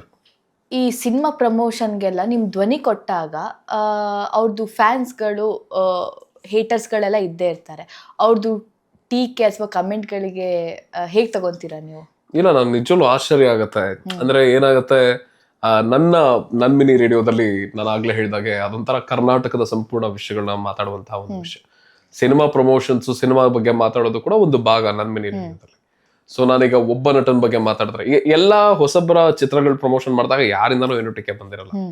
ಅದೇ ಸ್ಟಾರ್ಗಳದ್ದು ಚಿತ್ರ ಬಿಡುಗಡೆ ಆಗ್ತಿದೆ, ಇವಾಗ ಅವ್ರದ್ದು ವಿಡಿಯೋಗಳು ನಾವು ಮಾಡ್ಲಿಲ್ಲ, ಅದು ಪ್ರಮೋಷನ್ ಬಂತೋ ಬರ್ಲಿಲ್ವೋ, ಅವ್ರದ್ದು ವಿಡಿಯೋ ಮಾಡ್ಲಿಲ್ಲ ಅಂದ್ರೆ ಅವರ ಫ್ಯಾನ್ಸ್ ಕೂಡ ನಮ್ಗೆ ಕೇಳ್ತಾರೆ, ಯಾಕೆ ಪ್ರೊ ಮಾಡ್ಲಿಲ್ಲ, ನಿಮ್ಗೆ ಇಷ್ಟೆಲ್ಲ ನಾವು ಕನ್ನಡಕ್ಕೆ ಸಪೋರ್ಟ್ ಕೊಡ್ತಾ ಇದೀವಲ್ಲ, ಇದು ಎಲ್ಲಾ ಕನ್ನಡ ಹೋರಾಟದಲ್ಲಿ ನಾವು ಬರ್ತಾ ಇದೀವಲ್ಲ, ಯಾಕೆ ನಮ್ ಸ್ಟಾರ್ ನಟನ್ ನೀವು ಪ್ರಮೋಟ್ ಮಾಡ್ಲಿಲ್ಲ? ಇವಾಗ ಆ ಫಿಲ್ಮ್ ನಾವು ಪ್ರಮೋಟ್ ಮಾಡಿದ ತಕ್ಷಣ ಒಂದ್ ಕಡೆ ಆ ಫಿಲ್ಮ್ಗೆ, ಆ ನಟನ್ಗೆ ಒಂದು ಫ್ಯಾನ್ಸ್ ಇದ್ರೆ, ಆ ನಟನ್ಗೆ ಮತ್ತೊಂದ್ ಕಡೆ ಹೇಟರ್ಸ್ ಇರ್ತಾರೆ. ಆ ಹೇಟರ್ಸ್ ಕೂಡ ನಮ್ ಫಾಲೋವರ್ಸ್ ಅಲ್ಲಿ ಇರ್ತಾರೆ. ಈಗ ಇದು ಹೆಂಗಾಗೋಯ್ತಂದ್ರೆ ಇತ್ತೀಚೆಗೆ ನಡೀತು. ಈಗ ಡೆವಿಲ್ ಫಿಲ್ಮ್ ರಿಲೀಸ್ ಆಗಿದೆ, ನಾನು ದರ್ಶನ್ ಸರ್ದು ಫಿಲ್ಮ್ ಪ್ರಮೋಷನ್ ಮಾಡಿದೆ. ಈಗ ವಿಡಿಯೋ ಮಾಡಾಕ್ತೆ, ನಾನು ಪ್ರಮೋಷನ್ ಮಾಡೋಷ್ಟು ದೊಡ್ಡ ವ್ಯಕ್ತಿ ನಾನಲ್ಲ. ಸೊ ಮಾರ್ಕ್ದು ಟ್ರೇಲರ್ ಬಂದಿದೆ, ಅದ್ರ ಬಗ್ಗೆನೂ ವಿಡಿಯೋ ಮಾಡಿದ್ದೀನಿ. ಸೊ ದರ್ಶನ್ ಸರ್ದು ನಾನು ವಿಡಿಯೋ ಹಾಕಿದ ತಕ್ಷಣ ಎಷ್ಟು ವಿರೋಧ ಕಮೆಂಟ್ಗಳು ನನಗೆ.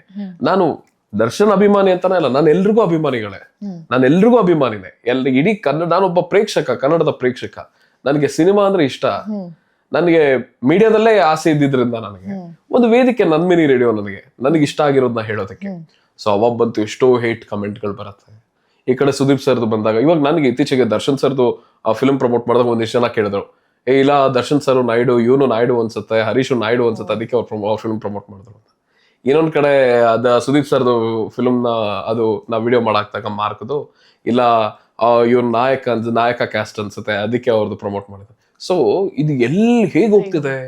ಇವರೆಲ್ಲ ನಿಜವಾಗ್ಲು ಯಾರು ಕಮೆಂಟ್ ಆಗ್ತಿದ್ದಾರೆ? ಅವರೆಲ್ಲ ಮುಖವಾಡ ಹಾಕೊಂಡಿರೋ ಕನ್ನಡಿಗರ ಅಥವಾ ಯಾರು ಇವರು? ಇದನ್ನ ನಾವು ಮೊದ್ಲು ಪತ್ತೆ ಹಚ್ಬೇಕಿದೆ. ಆದ್ರೆ ಏನಾಗ್ಬಿಟ್ಟಿದೆ ಇವತ್ತು ಅಂದ್ರೆ, ನಟರ ವಿಷಯದಲ್ಲಿ ಇಮ್ಮಡಿ ಪುಲಿಕೇಶಿನೇ ಸಮಾಧಿಯಿಂದ ಎದ್ ಬಂದ್ಬಿಟ್ಟಿದ್ದಾರೆ, ಬನ್ನಿ ಎಲ್ಲರೂ ಅಂದ್ರೆ ಎಲ್ರು ಬರಲ್ಲ. ಅದೇ ಒಬ್ಬ ನಟ ಬಂದ್ಬಿಟ್ರು, ಸ್ಟಾರ್ ನಟ ಬೀದಿಗೆ ಬಂದ್ಬಿಟ್ರು ಅಂದ್ರೆ ಎಲ್ಲರೂ ಓಡ್ ಬರ್ತಾರೆ.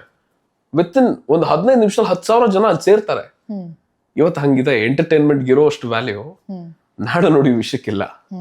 ಸೊ ಹೀಗಿದ್ದಾಗ ನಾವೆಲ್ಲಾ ಪ್ಲಾಟ್ಫಾರ್ಮ್ಗೆ, ಎಲ್ಲಾ ಜನಗಳಿಗೆ ಏನೇನ್ ಇಷ್ಟನೋ ಅವ್ರವ್ರ ದಾರಿಯಲ್ಲಿ ಹೋಗ್ಬಿಟ್ಟು ಅವ್ರನ್ನ ಕನ್ನಡದ ವಿಷಯದಲ್ಲಿ ತರೋದಿದೆಯಲ್ಲ, ಅದು ತುಂಬಾ ಕಷ್ಟ. ನಾನು ಕೂಡ ಡಿಸ್ಟರ್ಬ್ ಆಗ್ತೀನಿ ಆ ತರ ಕಮೆಂಟ್ಸ್ ಓದಿದಾಗ. ಬಟ್ ಏನ್ ಮಾಡೋದು, ಮುಂದುವರಿಸ್ತಾನೆ ಇರ್ಬೇಕಲ್ಲ ಕನ್ನಡದ ಕೆಲಸ. ಸೊ ಇದು ಆದ್ರೆ ನಾನು ಹೇಳೋದೇನಂದ್ರೆ, ಆದಷ್ಟು ನಟರೇ ಜಗಳ ಆಡಲ್ಲ, ಆದ್ರೆ ಫ್ಯಾನ್ಸ್ ಈ ತರ ವಾರ್ ಮಾಡ್ತಿರೋದಿದೆಯಲ್ಲ, ಇದು ಮುಂದೆ ತುಂಬಾ ಕೆಟ್ಟ ಪರಿಸ್ಥಿತಿಗೆ ಹೋಗೋ ಎಲ್ಲಾ ಸಾಧ್ಯತೆಗಳು ಇದೆ. ಯಾಕೆಂದ್ರೆ ನಾವು ಚಿಕ್ಕ ವಯಸ್ಸಲ್ಲಿ ಇದ್ದಾಗ ಈ ತರ ಎಲ್ಲ ಯಾವ ಫ್ಯಾನ್ ಪೇಜಸ್ ಜಗಳ ಗಿಗ್ಲ ಅನ್ನೋದಿರಲಿಲ್ಲ. ಇವತ್ತು ಒಬ್ರು ಅಭಿಮಾನಿ ಅಂತ ಹೇಳ್ಕೊಳಕ್ಕೆ ಹಿಂದೆ ಮುಂದೆ ನೋಡಕ್ ಆಗ್ಬಿಟ್ಟೈತೆ. ಸೊ ಆ ತರ ಪರಿಸ್ಥಿತಿ ನಿರ್ಮಾಣ ಆಗ್ತದೆ ಯಾಕೋ. ಸೊ ಎಲ್ಲಾರು ನಾವು ಒಟ್ಟಾಗಿ ನೋಡ್ಬೇಕು. ನಾವೆಲ್ರಿಗೂ, ನಾನ್ ನನ್ ಕಾಸು ಕೊಟ್ಬಿಟ್ಟು ಒಬ್ರು ಫಿಲ್ಮ್ ನೋಡ್ತೀನಿ, ನನಗೆ ಹೇಳೋದಕ್ಕೆ ಏನು ಸ್ವತಂತ್ರ ಇಲ್ಲ ಅಂದ್ಮೇಲೆ. ಸೊ ಎಲ್ಲಾನು ಒಂಥರ ಏನಾಗ್ಬಿಟ್ಟಿದೆ, ಇನ್ನೊಬ್ರನ್ನ ಒಂದನ್ನ ಪ್ರಮೋಟ್ ಮಾಡೋದಕ್ಕೆ ಇನ್ನೊಂದನ್ನ ಡಿಫೈಡ್ ಮಾಡೋದಕ್ಕೆ ಒಂದಿಷ್ಟು ಫ್ಯಾನ್ ಪೇಜ್ಗಳಂತ ಇದೆ, ಒಂದಿಷ್ಟು ಫೇಕ್ ಅಕೌಂಟ್ಸ್ ಅನ್ನೋದಿದೆ. ಹೌದು. ಸೊ ಹಾಗಾಗಿ ನಾವು ಅದನ್ನ ಆದಷ್ಟು ಮುಂದಿನ ದಿನಗಳಲ್ಲಿ ತುಂಬಾ ವರ್ಸ್ಟ್ ಹೋಗೋ ಸಾಧ್ಯತೆಗಳಿದೆ.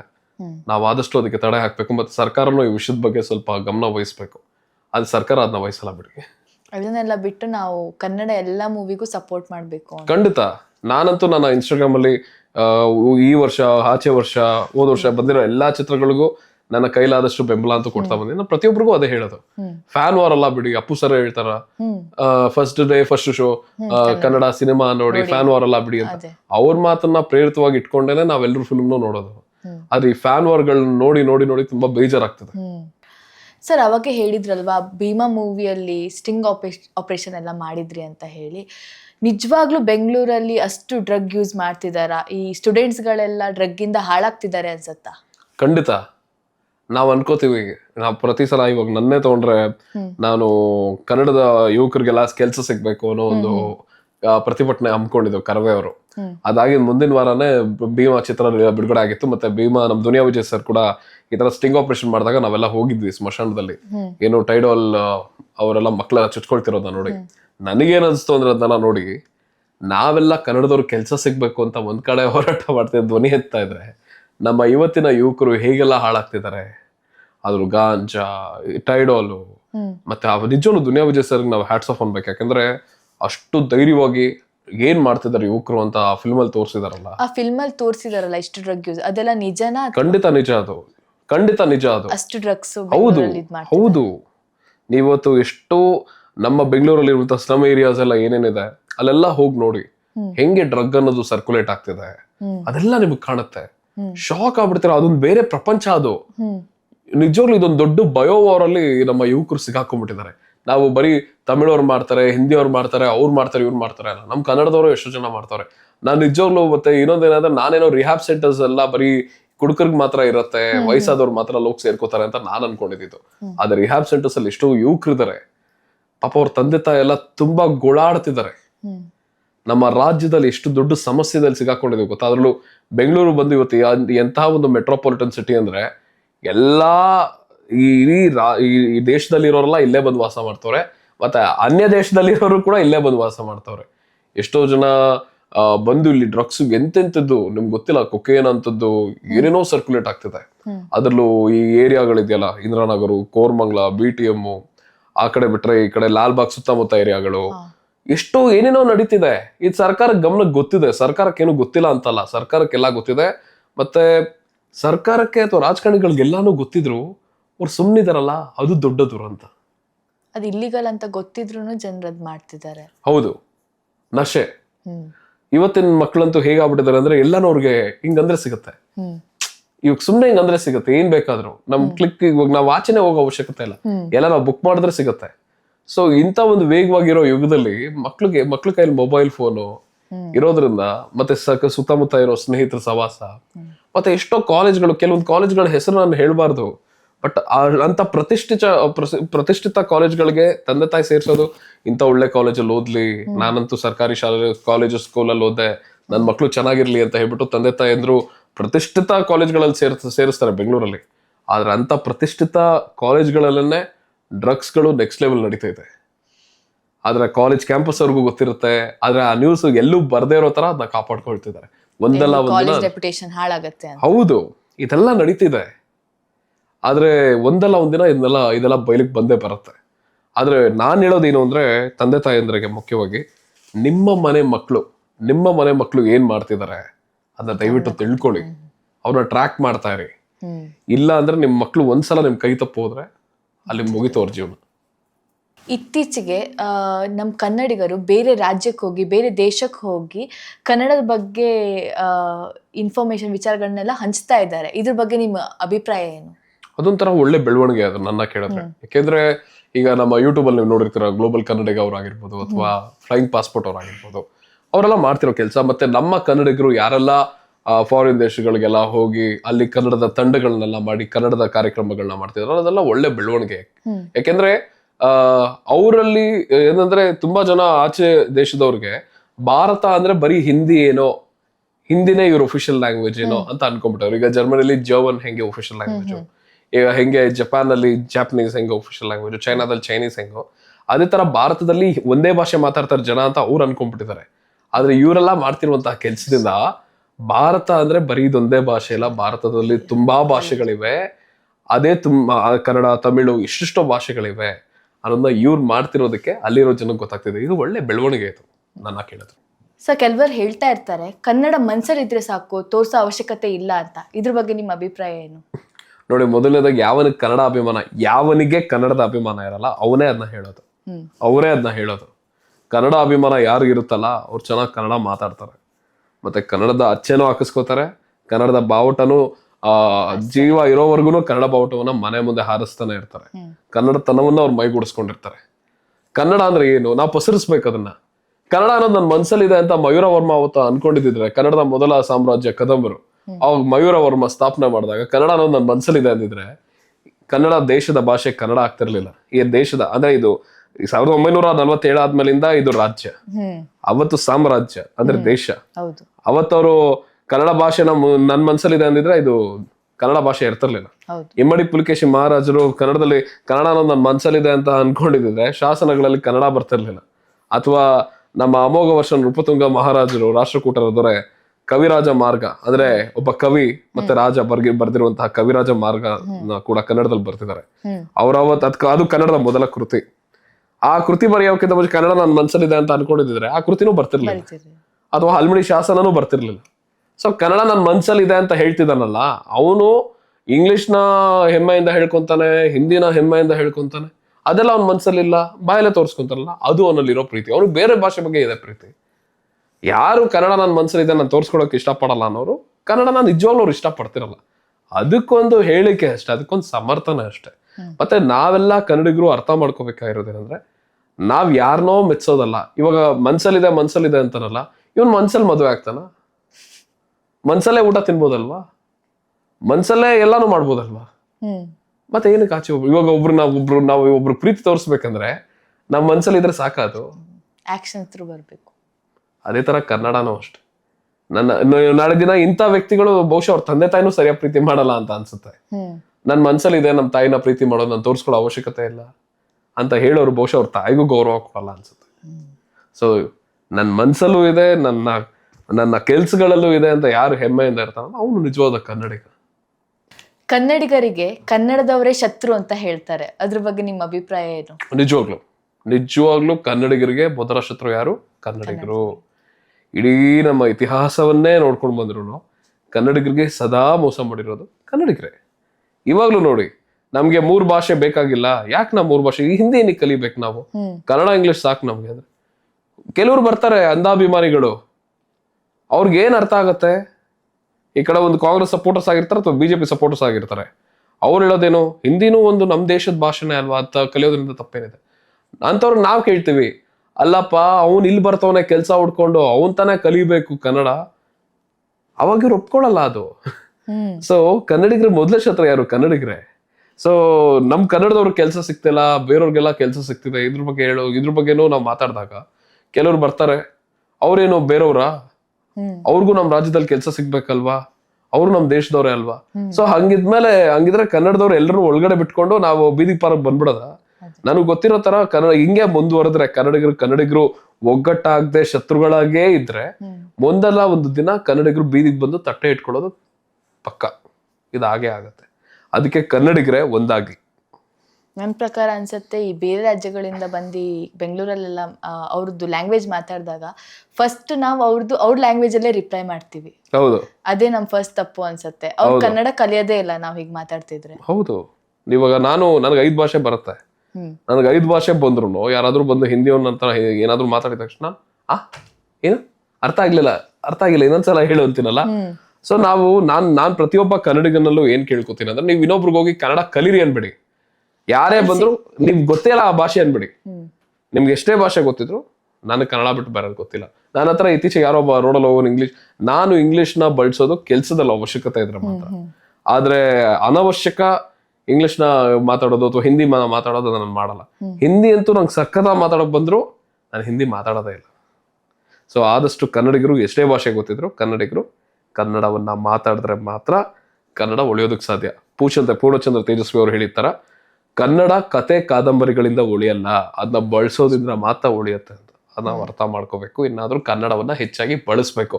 ಹಾಗಂತ ಅಚ್ಚ ಕನ್ನಡ ಮಾತಾಡಿ ಅಂತಿಲ್ಲ. ಈಗ ಜಂಗಮವಾಣಿ ಅಂದ್ರೆ ಫೋನ್ನ ಜಂಗಮವಾಣಿ ಅಂತ, ಈ ಜಂಗಮವಾಣಿಯನ್ನ ವಿದ್ಯುತ್ಗೆ ಸೇರಿಸೋ ಆತರ ಅಚ್ಚ ಕನ್ನಡ ಅಲ್ಲ. ಸಿಂಪಲ್ ಅಂದ್ರೆ ನಾವು ಮಾತಾಡೋ ಕನ್ನಡದಲ್ಲಿ ಒಂದು 90% ಕನ್ನಡನೇ ಬರ್ಲಿ, 10% ಅಲ್ಲಿ ಇಲ್ಲಿ ಇಂಗ್ಲಿಷ್ ಬರ್ಲಿ, ತಪ್ಪೇನಿಲ್ಲ. ಆದ್ರೆ ಕನ್ನಡ ಮಾತಾಡ್ಬೇಕಂದ್ರೆ ಕನ್ನಡ ಕೇಳಿಸ್ಲಿ, ಅವಾಗ್ಲೇ ಕನ್ನಡ ಉಳಿಯೋದಕ್ಕೆ ಸಾಧ್ಯ. ಕರ್ನಾಟಕಕ್ಕೆ ಎಕ್ಸ್ಪೆಷಲಿ ಬೆಂಗಳೂರಲ್ಲಿ ಬೇರೆ ರಾಜ್ಯದಿಂದ ಎಲ್ಲ ವಲಸಿಗರು ತುಂಬಾ ಜನ ಬರ್ತಾ ಇದ್ದಾರೆ. ಇದರಿಂದ ಮುಂದೆ ಆಗೋ ಪರಿಣಾಮ ಏನು? ಮುಂದೆ ಅದೇ ನಾನು ಹೇಳಿದಾಗ್ಲೇ ಕನ್ನಡದವರು ಮುಂದೊಂದ್ ದಿನ ಎಲ್ಲಾ ಮನೆ ಮಠ ಮಾರ್ಕೊಂಡು ಬೀದಿಗೆ ತಟ್ಟೆ ಇಟ್ಕೊಂಡ್ ಬರ್ಬೇಕು ಅಷ್ಟೇ, ಭಿಕ್ಷೆ ಬೇಡೋದಕ್ಕೆ. ಇದೇ ನಡೀತಾ ಇರೋದು. ಒಂದು ದೇಶನೇ ಆಗಿರ್ಬೋದು, ಒಂದು ರಾಜ್ಯನೇ ಆಗಿರ್ಬೇಕು, ಅಲ್ಲಿರುವಂತಹ ಜನಗಳೇ ಹೆಚ್ಚಾಗಿರ್ಬೇಕಲ್ರಿ. ನಾವು ಬರೋರೆಲ್ಲಾರನು ಅತಿಥಿಯಾಗಿ ಸ್ವೀಕರಿಸಿದ್ದೆ ಹೊರತು ನಮ್ಮ ಮನೆಗೆ ನೀವುಗಳೇ ಬಂದ್ಬಿಡಿ ನಾವೇ ಮನೆ ಬಿಟ್ಟು ಆಚೆ ಹೋಗ್ತೀವಿ ಅಂತ ಎಲ್ಲೂ ಹೇಳಿಲ್ಲ. ಇವಾಗ ನೋಡಿ ಎಷ್ಟು ಅತಿಯಾದ ವಲಸೆ ನಡೀತಿದೆ ಅಂದ್ರೆ, ಅವತ್ತು ಧರ್ಮೇಂದ್ರ ಸರ್ ಒಂದು ಸ್ಪೀಚ್ ಅಲ್ಲಿ ಹೇಳ್ತಿದ್ರು, ಯಶವಂತಪುರದಲ್ಲಿ ರೈಲ್ವೆ ಸ್ಟೇಷನ್ ಅಲ್ಲಿ ವಾರಕ್ಕೆ ಎಷ್ಟು ಜನ, ಪ್ರತಿದಿನ ಎಷ್ಟು ಬಿಹಾರಿಗಳು, ಉತ್ತರ ಪ್ರದೇಶವರು ಬಂದು ಇಲ್ಲಿ ಇಳಿತಾ ಇದ್ದಾರೆ. ಇವಾಗ ನಾವು ಸರ್ಕಾರನ ಪ್ರಶ್ನೆ ಮಾಡ್ಬೇಕು, ಎಲ್ಲದಕ್ಕಿಂತ ಹೆಚ್ಚಾಗಿ ರಾಜ್ಯ ಸರ್ಕಾರನೂ ಪ್ರಶ್ನೆ ಮಾಡ್ಬೇಕು, ಕೇಂದ್ರ ಸರ್ಕಾರನೂ ಪ್ರಶ್ನೆ ಮಾಡ್ಬೇಕು. ಇವಾಗ ನಾವು ಕನ್ನಡಿಗರು ಏನ್ ಟ್ಯಾಕ್ಸ್ ಕಟ್ತಾ ಇದೀವಿ, ಆ ಟ್ಯಾಕ್ಸ್ ಅಮೌಂಟ್ ಇವಾಗ ನಾವು 100 ರೂಪಾಯಿ ಕಟ್ತಾ ಇದೀವಿ ಅಂದ್ರೆ ನಾವು 10 ರೂಪಾಯಿನ ವಾಪಸ್ ಬರ್ತಿರೋದು. ಆದ್ರೆ ಅದೇ ಅಮೌಂಟ್ ಬಿಹಾರ್ UP ಅವರು ಅಷ್ಟೊಂದೇನ್ ಕಾಂಟ್ರಿಬ್ಯೂಷನ್ ಮಾಡಿಲ್ಲ ಅಂದ್ರೆ ದೇಶಕ್ಕೆ, ಅವ್ರಿಗೆ 200 ರೂಪಾಯಿ 300 ರೂಪಾಯಿ ಡಬಲ್ ಆಗಿ ಹೋಗ್ತಿದೆ ಅವರ ಒಂದು ರಾಜ್ಯ ಉದ್ಧಾರ ಆಗ್ಲಿ ಅಂತ. ಅವ್ರು ಅಂತ ಒಂದು ರಾಜ್ಯಗಳಿಗೆ ನಾವೇ ಕನ್ನಡದವರೇ ಕೊಡ್ತಿರೋದು ಇಂಡೈರೆಕ್ಟ್ಲಿ ದುಡ್ಡನ್ನ. ಸೊ ಹೀಗಿದ್ದಾಗ ಬಿಹಾರ ಉತ್ತರ ಪ್ರದೇಶ ಡೆವಲಪ್ ಆಗ್ಬೇಕಿತ್ತಲ್ಲ, ಅಲ್ಲಿರುವಂತಹ ಜನಗಳಿಗೆ ಸರ್ಕಾರ, ಕೇಂದ್ರ ಸರ್ಕಾರ ಅಲ್ಲಿರೋ ಜನಗಳಿಗೆ ITBTನೋ ಅಥವಾ ಏನು ಕೆಲಸದ ಅವಕಾಶಗಳನ್ನ ಇದು ಮಾಡಿಸ್ಬೇಕಿತ್ತು. ಆದ್ರೆ ನಮ್ಗಿಲ್ಲಿ ಅವ್ರನ್ನೆಲ್ಲ ಇಲ್ಲಿ ಕರೆಸ್ಬಿಟ್ಟು ನಾವು ಕನ್ನಡದವ್ರು ನಮಗೆ ಕೆಲಸ ಇಲ್ದಾರಂಗ ಆಗ್ಬಿಟ್ಟೈತೆ. ಪ್ರತಿದಿನ ನೋಡ್ತಾ ಇದೀರಲ್ಲ ನಾರ್ತ್ ಇಂಡಿಯನ್ಸ್ ಏನೇನೆಲ್ಲ ಮಾತಾಡ್ತಾರೆ. ಒಬ್ಬ ಸೆಕ್ಯೂರಿಟಿ ಗಾರ್ಡು ಓಪನ್ ಆಗಿ ಹೇಳ್ತಾ ಇದ್ದ, ನಾವೆಲ್ಲ ಹಿಂದಿಯವ್ರು ಇರೋದು 80% ಇದೀವಿ, ನೀವು ಹಿಂದಿ ಕಲಿಬೇಕು, ನಾವೇನಕ್ಕೆ ಕನ್ನಡ ಮಾತಾಡ್ಬೇಕು. ಈ ಗಾಂಚಲಿ ಎಲ್ಲಿಂದ ಬರ್ತೈತೆ? ನೀವು ಬೆಂಗಳೂರಲ್ಲಿ ನಾವು ಕನ್ನಡದವ್ರು ಕಡಿಮೆ ಆಗ್ತಾ ಇದೀವಿ. ನಿಜವಾಗ್ಲು ನಾವು ಕಡಿಮೆ ಅಂದ್ರೆ ನಾವ್ ಇಷ್ಟೇ ಜನ ಇದ್ದಿದ್ದು, ಇರೋಬರನ್ನೆಲ್ಲ ಇಲ್ಲಿ ತುಂಬಿಸಿ ಕನ್ನಡದವ್ರು ಕಡಿಮೆ ಆಗಿ ಕಾಣ್ತಾ ಇದಾರೆ. ಸೊ ಇದು ಮುಂದೆ ಹೇಗಾಗ್ಬಿಡುತ್ತೆ ಅಂದ್ರೆ, ಇದು ಹೀಗೆ ಮುಂದುವರೆದ್ರೆ ಕನ್ನಡದವ್ರನ್ನ ಮೊದ್ಲೇ ಎಷ್ಟು ಜನ ಬಂದು ಅಟ್ಯಾಕ್ ಮಾಡ್ತಿದಾರೆ. ಈ ಬೆಂಗಾಲೀಸ್ ಆಗಿರ್ಬೋದು, ಈ ಬಿಹಾರೀಸು, UPs ಎಷ್ಟು ಜನ ಬರ್ತಿದಾರೆ ಆ ಕಡೆ. ಅವ್ರವ್ರದೆಲ್ಲ ಏನೇನ್ ಕ್ರಿಮಿನಲ್ ಬ್ಯಾಕ್ ಗ್ರೌಂಡ್ ಇದೆ ಅಂತಾನೆ ನಮಗ್ ಗೊತ್ತಿಲ್ಲ. ಅವ್ರವ್ರದೆಲ್ಲ ಏನೇನೆಲ್ಲ ಕ್ರಿಮಿನಲ್ ಹಿಸ್ಟ್ರಿ ಇದೆಯೋ ನಮಗ್ ಗೊತ್ತೇ ಇಲ್ಲ. ನಾವು ಹೌದು ಸಂವಿಧಾನದಲ್ಲಿ ಬರ್ದಿದ್ದೆ ಯಾರ್ ಬೇಕಾದ್ರೂ ಎಲ್ಲಾದ್ರೂ ಹೋಗಿ ಬದುಕ್ಬೋದು ಅಂತ. ಹಾಗಂತ ಅವ್ರವ್ರ ರಾಜ್ಯದಲ್ಲಿ ಬದುಕದೆ ಇರೋವರೆಲ್ಲ ನಮ್ ರಾಜ್ಯಕ್ಕೆ ಬಂದು ನಮ್ ಕೆಲ್ಸಗಳನ್ನ ಕಿತ್ಕೊಂಡ್ಬಿಟ್ರೆ, ನಾನು ಆಗ್ಲೇ ಹೇಳ್ದಾಗೆ ಕನ್ನಡಿಗರು ಭಿಕ್ಷೆ ಬಿಡ್ಬೇಕಾಗತ್ತೆ. ಇದೇ ಮುಂದೆ ಆಗುವಂತಹ ದೊಡ್ಡ ಪರಿಣಾಮ. ಅತಿಯಾದ ವಲಸೆ, ಅವ್ರವ್ರ ಜನಕ್ಕೆ ಅವ್ರವ್ರ ಕೆಲಸ ಸೇರ್ಕೊಳ್ಳೋದು. ಸೊ ಒಟ್ನಲ್ಲಿ ಹಿಂದಿಯವ್ರನ್ನೇ ಉದ್ಧಾರ ಮಾಡ್ತಾರೆ. ರಾಜಸ್ಥಾನಿಗಳು ಬಂದ್ರೆ ಅವ್ರವ್ರನ್ನೇ ಉದ್ಧಾರ ಮಾಡ್ತಾರೆ. ಸೊ ಪರಿಣಾಮ ಅಂದ್ರೆ ಇದು ಕರ್ನಾಟಕಕ್ಕೆ ದೊಡ್ಡ ಪರಿಣಾಮ, ಇದು ಕೆಟ್ಟ ಬೆಳವಣಿಗೆ. ಇದು ನಿಜವಾಗ್ಲೂ ಆದಷ್ಟು ಜಲ್ದಿ ಒಂದು ಇನ್ನರ್ ಲೈನ್ ಪರ್ಮಿಟ್ ತರಬೇಕು. ತರ್ಲಿಲ್ಲ ಅಂದ್ರೆ ತುಂಬಾ ಕಷ್ಟ ಇದೆ. ಸರ್ ಸ್ಟಾರ್ಟಿಂಗ್ ಅಲ್ಲಿ ಹೇಳಿದ್ರಿ ನೀವು ಕಾಲೇಜ್ ಡೇಸ್ ಅಲ್ಲಿ ನೀವು ಸಿಂಗಿಂಗ್ ಎಲ್ಲ ಮಾಡ್ತಿದ್ರಿ ಅಂತ. ನಮ್ ವೀಕ್ಷಕರಿಗೆ ಒಂದ್ ಸಾಂಗ್ ಹೇಳ್ಬೋದಾ? ಖಂಡಿತ. ಇದು ನನ್ ತುಂಬಾನೇ ನೆಚ್ಚಿನ ಗೀತೆ. ಈ ಕನ್ನಡ ಮಣ್ಣನ್ನು ಮರಿಬೇಡ ಹಾಡು ತುಂಬಾನೇ ಇಷ್ಟ ನನಗೆ. ಅದರಲ್ಲಿ ಹಾಡಾಗಲಿ ಗೂಡಾಗಲಿ ನಾಡಾಗಲಿ ಕಟ್ಟೋಕೆ ನಾದಿನ ಕೆಡಬೋಕೆ ಮೂರೇ ದಿನ ಹರಸಿದರು ಮುನಿಗಳು ಗಳಿಸಿದರು ಕವಿಗಳು ನೆತ್ತರದಿ ನೆಚ್ಚಿನ ಮೆಚ್ಚಿನ ಸಾಮ್ರಾಜ್ಯವ ಹಾಡಿದರು ಕವಿಗಳು ಕರಗಿದವು ಶಿಲೆಗಳು ತುಂಬಿದರು ಎದೆಯಲ್ಲಿ ಸಿರಿಗನ್ನಡ ಅಭಿಮಾನವ ಕನ್ನಡ ರೋಮಾಂಚನವೇ ಕನ್ನಡ ಆಡಿಸು ಕೇಳಿಸು ಪ್ರೀತಿಸು ಈ ಕನ್ನಡ ಮಣ್ಣನ್ನು ಮರಿಬೇಡ ಓ ಅಭಿಮಾನಿ ಓ ಅಭಿಮಾನಿ ಈ ಮಣ್ಣಿನ ಹೆಣ್ಣನ್ನು ಜರಿಬೇಡ ಓ ಅಭಿಮಾನಿ ಓ ಅಭಿಮಾನಿ. ಅಷ್ಟೇ. ವಾವ್, ತುಂಬಾನೇ ಚೆನ್ನಾಗಿ ಹೇಳಿದ್ರಿ ಸರ್. Thank you. ಕೊನೆಯದಾಗಿ ಸರ್, ನಿಮ್ಮ ಮುಂದಿನ ಪ್ಲಾನ್ ಏನು? ನನ್ನ ಮಿನಿ ರೇಡಿಯೋದಲ್ಲಿ ನಾವು ವೀಕ್ಷಕರಾಗಿ ಮುಂದೆ ಏನು ನಿರೀಕ್ಷಿಸಬಹುದು? ಖಂಡಿತ ಹೆಚ್ಚಾಗಿ ಕನ್ನಡದ ವಿಷಯಗಳನ್ನ ನಿರೀಕ್ಷಿಸಬಹುದು. ಮತ್ತೆ ಹೆಚ್ಚಾಗಿ ನಮ್ಮ ಸುತ್ತಮುತ್ತ ಏನೇನೆಲ್ಲ ವಿಷಯಗಳು ನಡೀತಿದೆ, ಮತ್ತೆ ಯುವಕರೆಲ್ಲ ಎಲ್ಲಿ ಹಾದಿ ತಪ್ತಿದ್ದಾರೆ, ಅದರಲ್ಲೂ ಡ್ರಗ್ಸ್ ವಿಷಯದಲ್ಲೆಲ್ಲ. ಸೊ ಅದೆಲ್ಲ ಇನ್ನು ಹೆಚ್ಚಾಗಿ ವಿಡಿಯೋಗಳನ್ನ ಮಾಡ್ತೀವಿ. ಮತ್ತೆ ಕನ್ನಡಿಗರಿಗೆ ನನ್ನ ಒಂದು ಕೆಲಸ ಈಗ ಇರೋದೇನಂದ್ರೆ ಕನ್ನಡಿಗರಿಗೆ ಆದಷ್ಟು ಇತಿಹಾಸವನ್ನ ಮುಟ್ಟಿಸೋದು. ಸೊ ಇದು ನಮ್ಮ ಮುಂದಿನ ಕೆಲ್ಸಗಳು. ಆದ್ರೆ ಕನ್ನಡಿಗರ ಮುಂದೆ ಇರುವಂತಹ ಹೋರಾಟಗಳು ಯಾವ್ದು ಅಂತಾನು ನಿಮ್ಗೆ ಹೇಳ್ತೀನಿ. ಇದು ಎಲ್ಲಾ ವೀಕ್ಷಕರಿಗೂ ಗೊತ್ತಿರಲಿ. ಮೊದಲನೇದಾಗಿ ಕನ್ನಡಿಗರಿಗೆ ಕೆಲಸ ಸಿಗ್ಬೇಕು ಅನ್ನೋ ಹೋರಾಟ. ಮತ್ತೆ ಕರ್ನಾಟಕದಲ್ಲಿ ಇನ್ನರ್ ಲೈನ್ ಪರ್ಮಿಟ್ ILP ತರಲೇಬೇಕು. ಅಂದ್ರೆ ವಲಸೆಯನ್ನ ನಿಲ್ಸ್ಬೇಕು ಕರ್ನಾಟಕದಲ್ಲಿ. ಸೊ ಇದನ್ನ ನಾವು ಆದಷ್ಟು ಜಲ್ದಿ ಜಾರಿ ಮಾಡ್ಕೋಬೇಕು. ಮತ್ತೆ ನಮ್ಮ ರಾಜ್ಯದಲ್ಲಿ 2 ಲ್ಯಾಂಗ್ವೇಜ್ ಪಾಲಿಸಿ, ಅಂದ್ರೆ 2 ಭಾಷೆ ಸಾಕು ನಮ್ಗೆ. ಕನ್ನಡ ಇಂಗ್ಲಿಷ್ ಸಾಕು, ಹಿಂದಿ ಬೇಕಾಗಿಲ್ಲ. ಹಿಂದಿ ಕಲ್ತು ನಾವು ಬಿಹಾರ್ಗೆ ಅಥವಾ ಉತ್ತರ ಪ್ರದೇಶ್ಗೆ ಹೋಗ್ಬಿಟ್ಟು ಅಲ್ಲೋ ಕೆಲ್ಸಕ್ಕೆ ಹೋಗಿ ನಾವೇನೋ ಮಾಡ್ತಾ ಇಲ್ಲ. ಅಲ್ಲಿಂದ ಬರ್ತಿರೋ ಇಲ್ಲಿ ಬಂದು ಕನ್ನಡ ಕಲೀಲಿ. ನಾವ್ ಹಿಂದಿ ಕಲ್ತು ನಾವ್ಯಾರು ಉದ್ಧಾರ ಆಗ್ತಿಲ್ಲ. ಸೊ ಹಾಗಾಗಿ ಈ 3 ಹೋರಾಟ ನಾವು ಮಾಡ್ತಾ ಇದೀವಿ. ಎಲ್ಲಾ ಕನ್ನಡಿಗರು ಮಾಡ್ಬೇಕು. ಸೊ ಇದು ಮುಂದಿನ ದಿನಗಳಲ್ಲಿ ಬರ್ತಿರುವಂತಹ ವಿಷಯಗಳು. ನಿಮ್ಮ ಈ ಹೋರಾಟಕ್ಕೆ ಸರ್ ನಮ್ದೆಲ್ಲ ಸಪೋರ್ಟು ಇದೆ ಅಂಡ್ ನಿಮ್ದು ಇದಕ್ಕೆ ಆಲ್ ದ ಬೆಸ್ಟ್. ಖಂಡಿತ, ತುಂಬಾನೇ ಧನ್ಯವಾದ. ನಮ್ಮ ಕಾರ್ಯಕ್ರಮಕ್ಕೆ ಬಂದು ಕನ್ನಡದ ಬಗ್ಗೆ, ಕನ್ನಡ ಇತಿಹಾಸ ಬಗ್ಗೆ, ಹಾಗೆ ಡ್ರಗ್ಸ್ ಬಗ್ಗೆ ಎಲ್ಲ ನಮಗೆ ತಿಳಿಸ್ಕೊಟ್ರಿ. ಆ್ಯಂಡ್ ಕನ್ನಡ ಹಾಡು ಕೂಡ ಹೇಳಿದ್ರಿ ನೀವು. ತುಂಬಾ ಧನ್ಯವಾದಗಳು ಸರ್ ಕಾರ್ಯಕ್ರಮಕ್ಕೆ ಬಂದಿದ್ದಕ್ಕೆ. ನನಗೂ ಕೂಡ ಬಹಳ ಖುಷಿ ಆಯಿತು ಈ ಒಂದು ಕಾರ್ಯಕ್ರಮ. ನಮ್ಮ ಸುದ್ದಿ ವಿಚಾರ ಹೊಸ ಯೂಟ್ಯೂಬ್ ಚಾನಲ್ ಶುರುವಾಗಿರೋ ತುಂಬಾನೇ ಒಳ್ಳೆ ಬೆಳವಣಿಗೆ. ಅದರಲ್ಲಿ ಈ ಒಂದು ಕಾರ್ಯಕ್ರಮ ವೀಕೆಂಡ್ ವಿಚಾರ ಅಂತ ಮಾಡ್ತಿರೋದು. ಹೀಗೆ ಸಾಕಷ್ಟು ಟ್ಯಾಲೆಂಟ್ ಇರೋರ್ನ, ಮತ್ತೆ ಕನ್ನಡಕ್ಕಾಗಿ, ನಾಡಿಗಾಗಿ, ಮತ್ತೆ ನಾನು ಈ ಒಂದು ವೀಕೆಂಡ್ ವಿಚಾರ ಅಥವಾ ಸುದ್ದಿ ವಿಚಾರ ನಮ್ಮ ಯೂಟ್ಯೂಬ್ ಚಾನಲ್ ಅವ್ರಿಗೆ ಕೇಳ್ಕೊಳ್ಳೋದೇನು ಅಂದ್ರೆ, ಮನವಿ ಮಾಡ್ಕೊಳ್ಳೋದೇನಂದ್ರೆ, ಆದಷ್ಟು ನಮ್ಮ ಕರ್ನಾಟಕದಲ್ಲಿ ಇತಿಹಾಸವನ್ನ ತಿಳಿಸ್ತಿರೋರಾಗಿರ್ಬೋದು, ಅಥವಾ ಇನ್ಸ್ಟಾಗ್ರಾಮ್, ಫೇಸ್ಬುಕ್ ಅಥವಾ ಯೂಟ್ಯೂಬ್ನಲ್ಲಿ ಒಳ್ಳೆ ದಾರಿಯಲ್ಲಿ ಯುವಕರನ್ನ ಇನ್ಫ್ಲೂಯೆನ್ಸ್ ಮಾಡ್ತಿರುವಂತಹ ಯಾರು ಕ್ರಿಯೇಟರ್ಸ್, ಇನ್ಫ್ಲೂಯೆನ್ಸರ್ಸ್ನೆಲ್ಲ ಕರೆದು ಅವ್ರನ್ನೂ ಕೂಡ ಪಾಡ್ಕಾಸ್ಟ್ ಮಾಡಿ ಅವ್ರ ಹತ್ರ ಒಳ್ಳೊಳ್ಳೆ ವಿಷಯಗಳಿರುತ್ತೆ. ಸೊ ಅಂಥವ್ರಿಗೆ ಆದಷ್ಟು ಈ ವೇದಿಕೆ ಒಂದು ಜಾಗ ಆಗ್ಲಿ ಅಂತ ನಾನು ಕೇಳ್ಕೊತೀನಿ. ಎಲ್ಲ ಒಳ್ಳೇದಾಗ್ಲಿ. ಹಾಗೆ ಎಲ್ಲ ವೀಕ್ಷಕರು ನಮ್ಮ ಸುದ್ದಿ ವಿಚಾರ ಯೂಟ್ಯೂಬ್ ಚಾನಲ್ನ ಸಬ್ಸ್ಕ್ರೈಬ್ ಮಾಡಿ ಇವ್ರನ್ನ ಹಿಂಬಾಲಿಸಿ, ಬೆಂಬಲಿಸಿ. ನೋಡಿದ್ರಲ್ಲ ವೀಕ್ಷಕರೇ, ಕನ್ನಡದ ಬಗ್ಗೆ, ಕನ್ನಡ ಇತಿಹಾಸದ ಬಗ್ಗೆ ಹಾಗೂ ಇತ್ತೀಚೆಗೆ ನಡೆಯುತ್ತಿರುವ ಸಾಕಷ್ಟು ಘಟನೆಗಳ ಬಗ್ಗೆ ನನ್ನ ಮಿನಿ ರೇಡಿಯೋ ಹರೀಶ್ ಕನ್ನಡಿಗರ ಜೊತೆಗೆ ಸಾಕಷ್ಟು ವಿಷಯ ತಿಳ್ಕೊಂಡ್ವಿ ನಾವು. ಹಾಗೆ ಮತ್ತೊಂದು ಗಣ್ಯ ವ್ಯಕ್ತಿಯ ಜೊತೆಗೆ ನೆಕ್ಸ್ಟ್ ವೀಕೆಂಡ್ ವಿಚಾರದಲ್ಲಿ ಸಿಗೋಣ. ಧನ್ಯವಾದಗಳು.